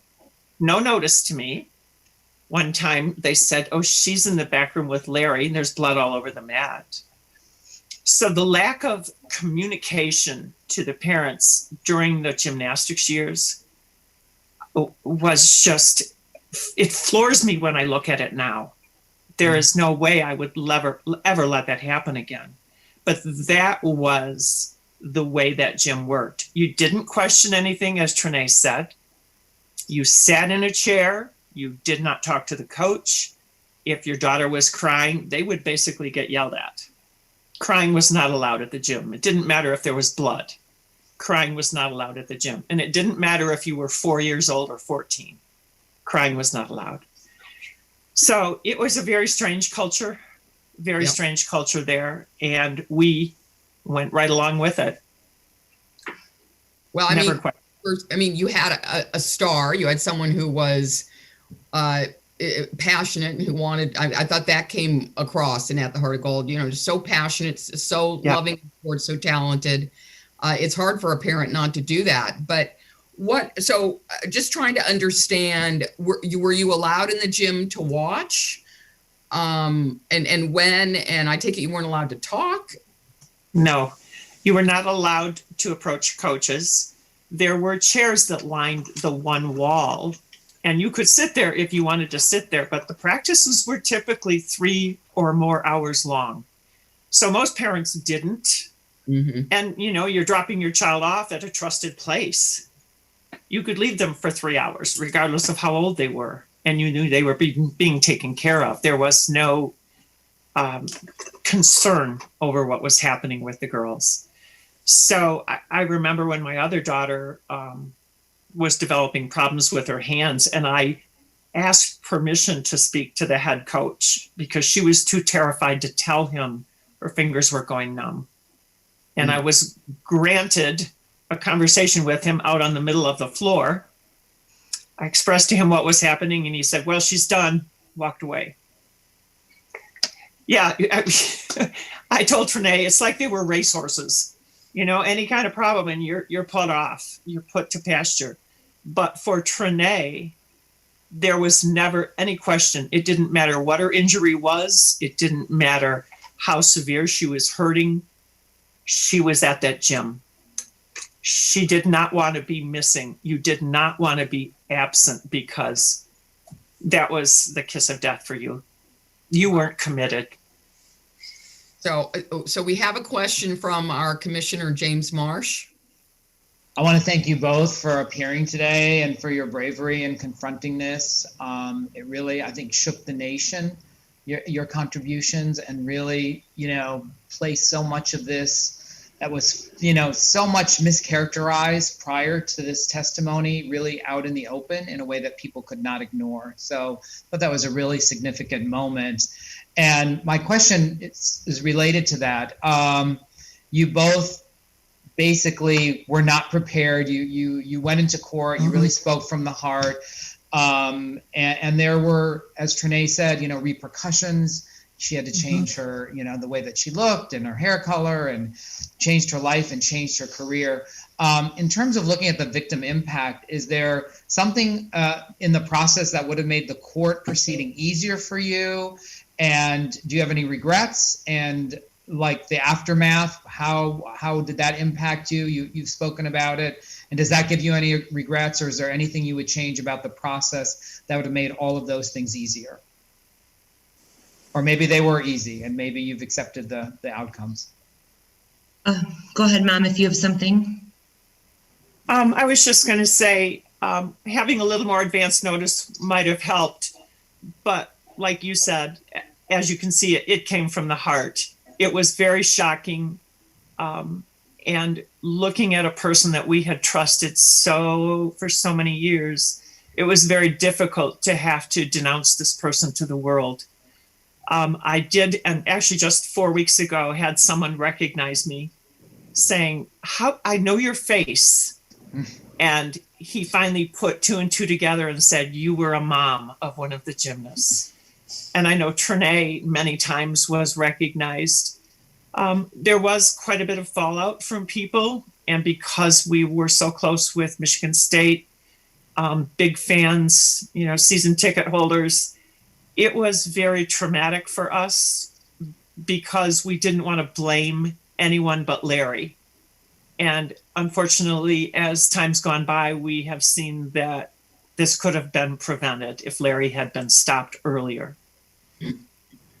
So David Corwin has a question. I just want to really quick before we go, sorry, Marcy, and the only reason I want to say, because I think the work that I do now, I've realized how important that court moment was from a perspective of support after. So I don't think that people, well, the prosecutors, the team that put that court together and made sure who was going next and that there was an advocate in the courtroom, they were not prepared for the mass of girls that were coming forward. So they were just continuing going day by day and trying to organize that of how many more days that they were going to need based on the mass amount of people coming forward, where we did our impact statement and then that was it. There was no follow-up. And not that it's of anyone's fault, but I think now looking back, there should have been either pamphlets or flyers or phone numbers or therapists there ready to go. I mean, there was a dog, a therapy dog, which we loved, but I don't think any of us knew at that time. I mean, I thought it was a police dog. I had no clue that it was a therapy dog. You know, so but it was very helpful to have that kind of distraction as a therapy animal, where I think, especially for myself, because my face went from being a normal person in the community to all of a sudden put on Al Jazeera, BBC, World News Tonight in a span of hours. It was extremely, like the hours after, the night after, the day after, I was so traumatized and so, I mean, shaken to the core that I wish that someone would have talked to me, said, you know, we know you're in a state of trauma. Could we maybe get you in to see a therapist today? Could we have a group meeting where we all get on the phone? You know, something from that space, because there wasn't, and we did not know what to do, not one of us. So just to that question, before we continue, that was a very, very difficult weekend. And I agree, Trinae. I think the only support anybody had was each other. Mm-hmm. People were hugging each other afterward, but then you got in your car and you went home. Yeah. And then you were on. Yep. David Corwin. Thank you very much for your courage to share this information and your stories with us, and also for trying to make a difference for others and for the future. And along those lines, is there a parents' Bill of Rights for parents of kids who were involved in these organized athletic activities, of what parents should expect with regard to, you know, full access, no restrictions, you know, the kinds of lessons that you've learned and probably some other parents involved in this situation you pulled together? I'm not aware of any kind of parents' Bill of Rights, but I can tell you that would have been extremely helpful, because the indoctrination that we had to gymnastics, once Trinae was asked to be on the team, there was a parent meeting, and one of the announcements at the meeting was 100% of your girls will be injured, but we are a gym that has our own personal trainer, and that is basically the solution to the problem. So that was the relief we were get. Other than that, we were not given any additional information other than you will be raising a lot of money to support the gym. Those were the rights we had. That's heartwarming. Yeah. Oh my goodness. Let's see. We've got a list here. Professor Fowler has a question. Actually, my question is a follow-up on Dr. Corwin's question, which is, you know, we're trying to figure out how to attack multiple problems that seem to be part of the exploitation of gymnasts and other athletes. And I'm wondering, based on what Dawn has said, whether an approach would be some education for parents in terms of expectations for how your child is treated, guidelines when you start seeing symptomatic behaviors on the part of your children, whether this would be one approach to try to address what seems, I think, to the commission to be an overwhelming problem. Yes, I think that would be a very good idea to have expectations of how the parents can communicate regarding their child and the sport with the coaches, with the trainers, with anyone that's having access to them, and that there is a give and take. I mean, I never once ever received any kind of an injury report from Great Lakes on any of the injuries that Trinae had, and she had many. So there was nothing. It was word of mouth, and most often it was from other parents. So if we had in the beginning, if your child is injured, we are going to call you. We're going to relay what happened, how she was treated, what we expect on a go-forward basis. If she needs additional time off from the gym, that's okay, that she's not going to be persecuted and not allowed to train, in the future, because any athlete, the first thing they want to do is get back in their sport. It doesn't matter what sport they're in. But gymnastics is very driven by your face has to be in that gym for as many hours a day as you can. So parents understanding that that's okay, but allowing parents to ask questions and to be given information when their child is injured. Does that help? Yes. Yes. I have a little bit to add to that because I get this question also currently, is what gym is good as a parent from my peers and what gym isn't good. And I have had no way to give them answers because originally I would have said a USAG gym would be a good gym. And I mean, after the experience we're having currently still with USAG and USOC, recognizing that their stipulations and their requirements from these gyms are not what like we're talking about, where parents have the opportunity to raise questions or to speak amongst each other, or even to just get injury reports. I mean, like my mom said, I could have rolled my ankle and it's black and blue and swollen, and I was in the back room with Larry for half my practice icing while he's trying to make sure that it's not broken, and then I leave. And then, so my mom has no idea. I just get home and tell her I rolled my ankle. And she has no, injury report. She has no process to what I should be doing at home. There's no, should I be icing for amount of time? And I'm 10 years old. I have no way to tell my mom what I should be doing from a therapy standpoint for over the weekend of my ankle that's swollen. So I think there's some things that should be changed where I could say to a family, this gym is excellent because the way that they communicate and the processes they have in place and the protocol they have in place is excellent. It's well done.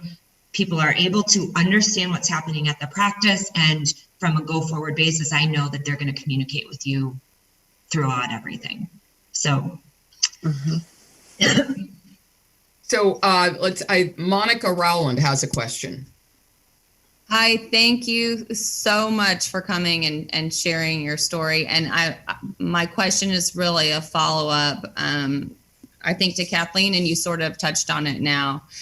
As far as what could be done better at a gym level, in hindsight, unfortunately, so that they can establish some protocols, what kind of those protocols might look like for ensuring communication between coaches and parents and athletes.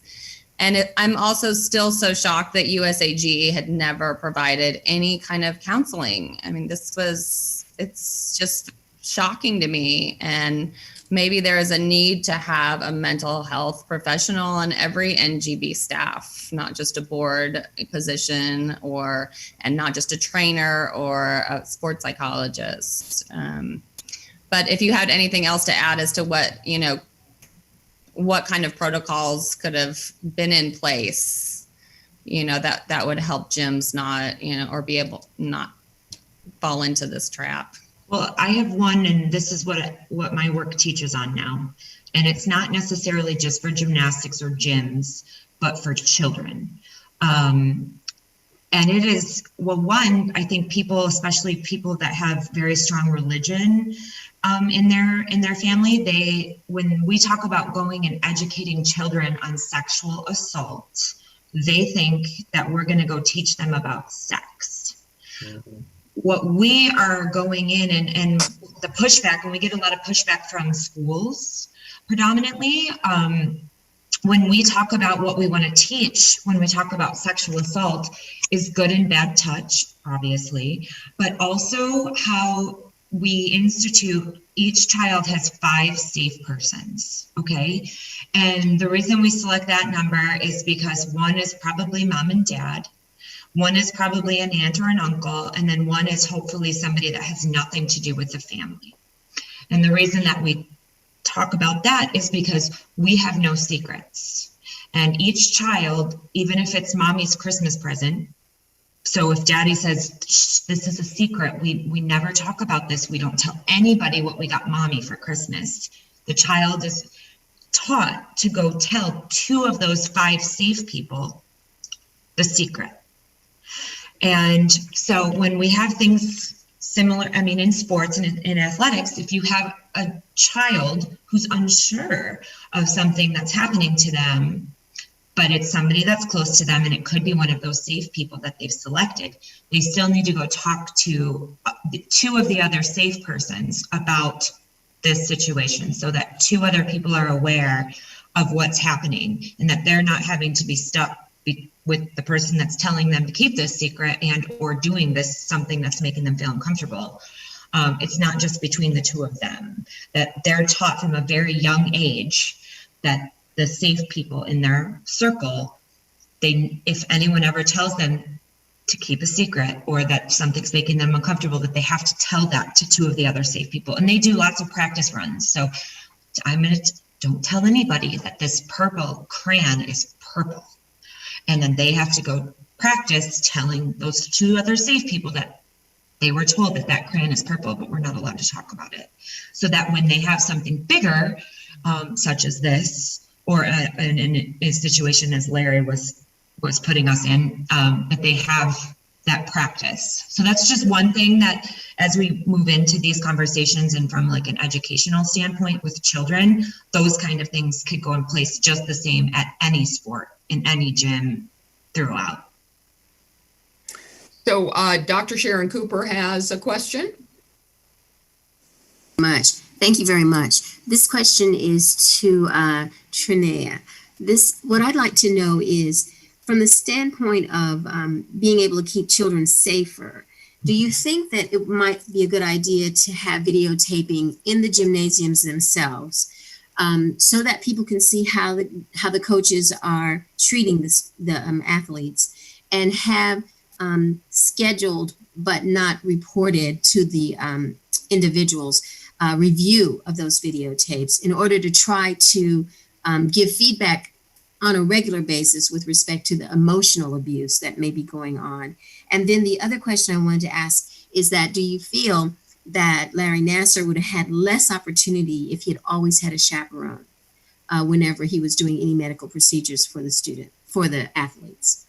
I'll start with the chaperone, because no, I do not think he was excellent at, and in most cases we were with a parent while he was doing his treatments, but he was excellent at navigating us. So one, keeping my mom talking to constantly distract any kind of thing, how's this, how's your business, how's that? I mean, so constantly there was that kind of conversation happening, but also the way that our bodies, he was like the master at moving around tables. So regardless, so no, I don't necessarily, but yes, should there be a chaperone? Sure, 100%, especially when you're dealing with young children, and also an explanation of everything that's happening. So if we're taping this ankle, the reason I'm taping this ankle is for this. I think that's an excellent point. And when I do talk, when you suggested the taping, I think also from a standpoint of protection for the gym. So, people, and really false reporting is very small. Like 95% of the time someone's saying this happened to me, 95% of the time they're telling the truth. So the false reporting window is really, really small.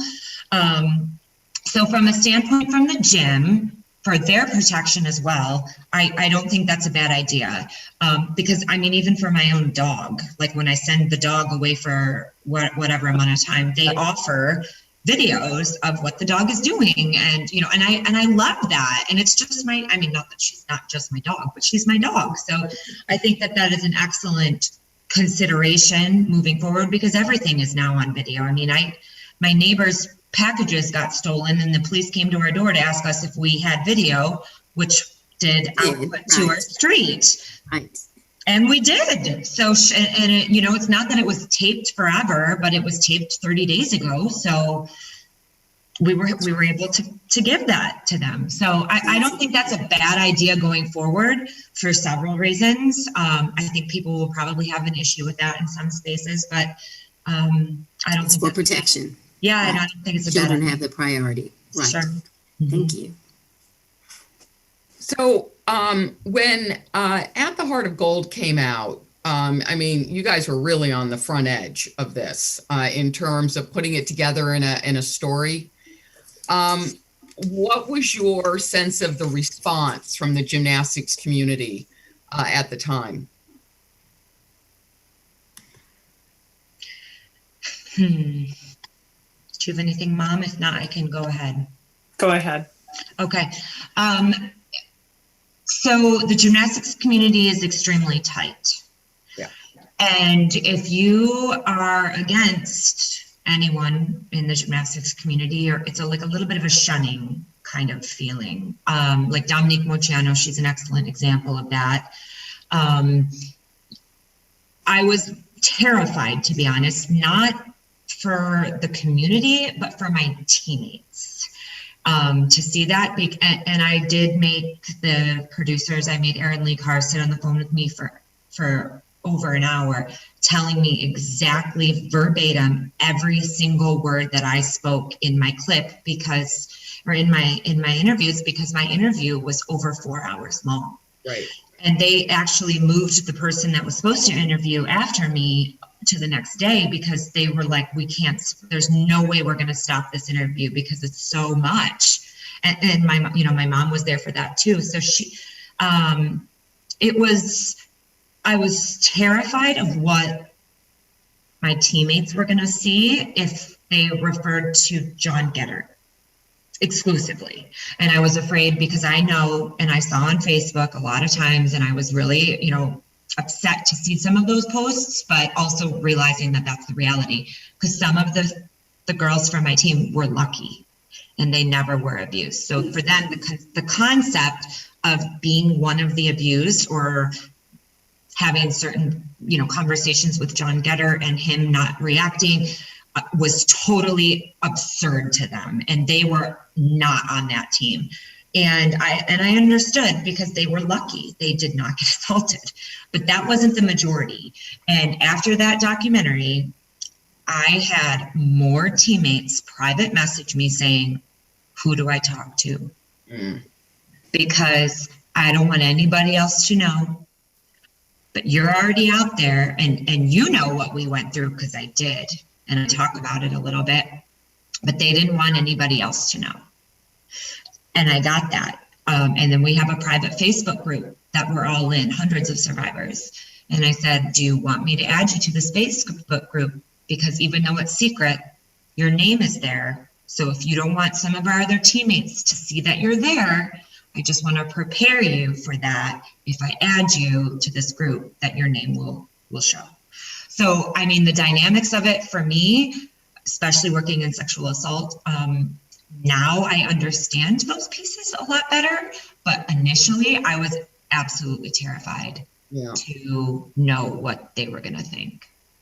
And so there must have been a tremendous amount of stress just around the release of the documentary. And so much stress. I mean, I have messaged sent some of the ladies that were, Rachel Denhollander, she's obviously amazing. She's been doing things and she's got no fear. That woman is like, wouldn't want to be on the flip side of her. But, some of the others that have had stories come out about their piece, and the kind of fear that you have 24 hours, weeks going into that is like people are going to see you standing on a pond naked, and you don't know what they're going to think about you standing there naked, and they're going to judge you and they're going to have their own feelings, but you are physically naked.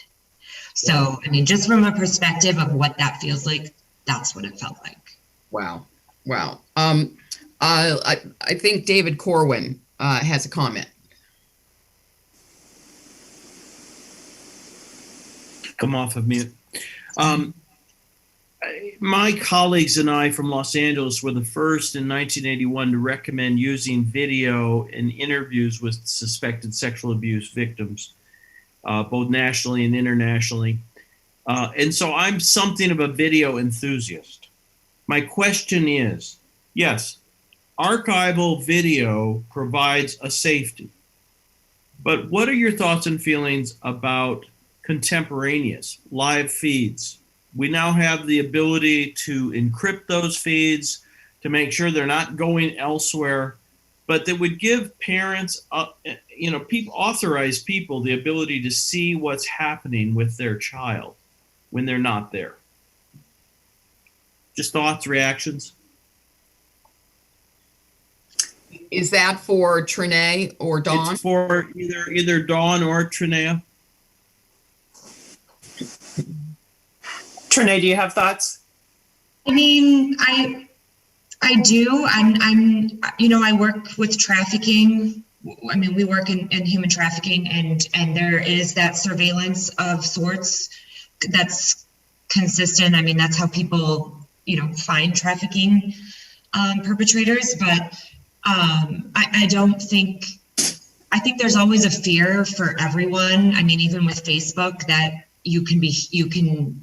they're always listening, that people don't like that thought of you always being kind of watched in a sense. But I think as we move forward and as we're talking about children and sexual abuse or sexual assault, I mean, I think that you have to think big picture. So, and I think you have to think where we're going as a globe. I mean, we are going into the direction of technology and video and all of that. So who is making sure that black market isn't getting, child pornography, or those traffickers that someone's watching them or keeping an eye out for them, or there's a lot that I think that going forward, we have to be open-minded to, because we can't stay in 1990 or 2000. I mean, we need to be where 2020 is, and people have more access to technology and video. And I think that if somebody isn't monitoring for safety purposes,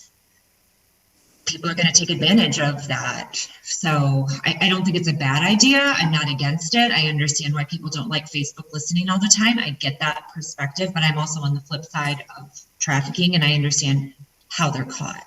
So I hope I answered your question from my perspective.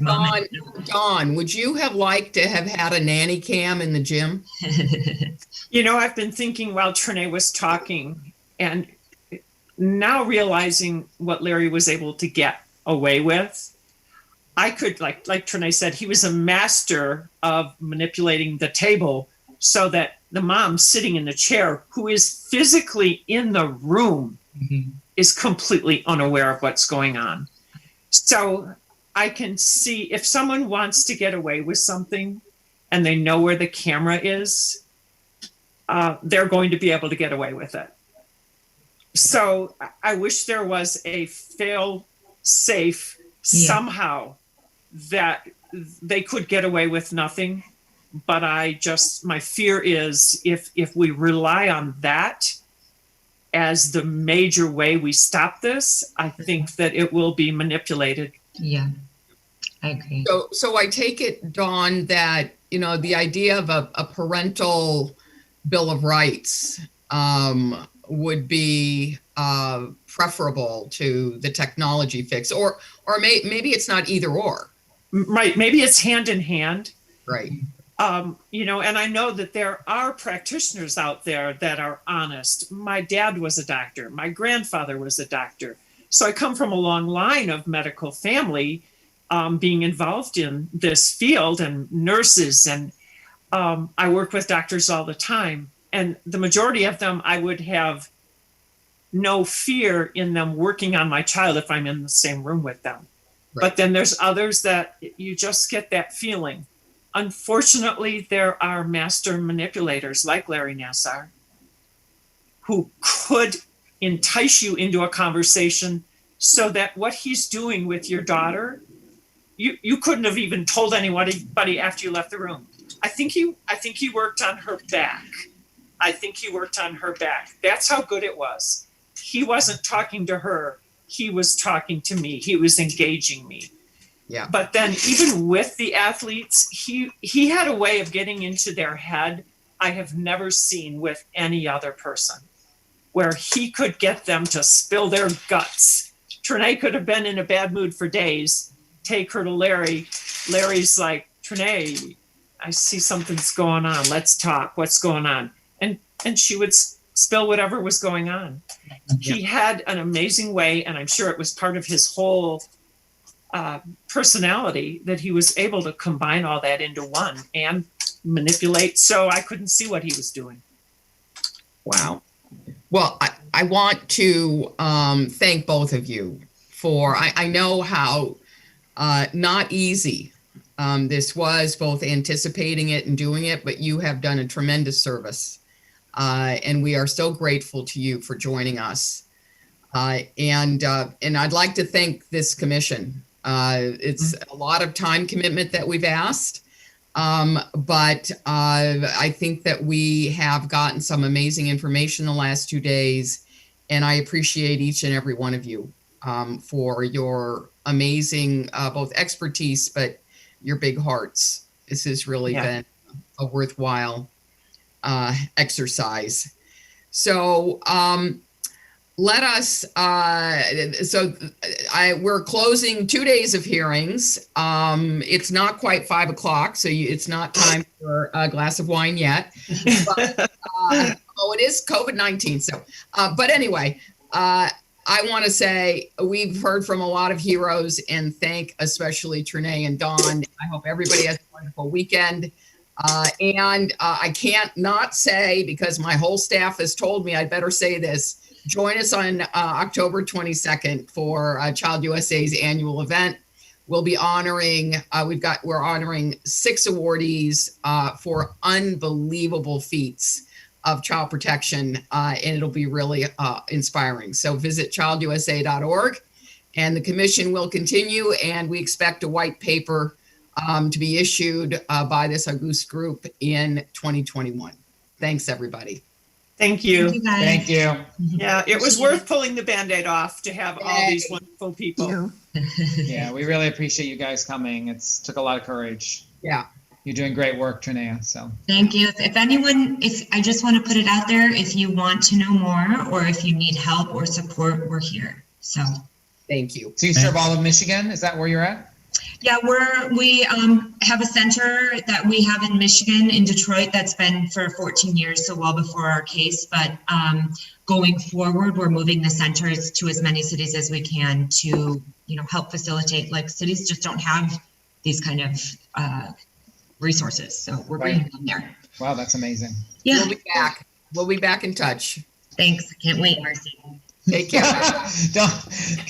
Marcy made me do it. Be careful what you ask for. You want Marcy on your Rolodex all the time. Don't worry. She's you don't want her. You don't want to give her your number.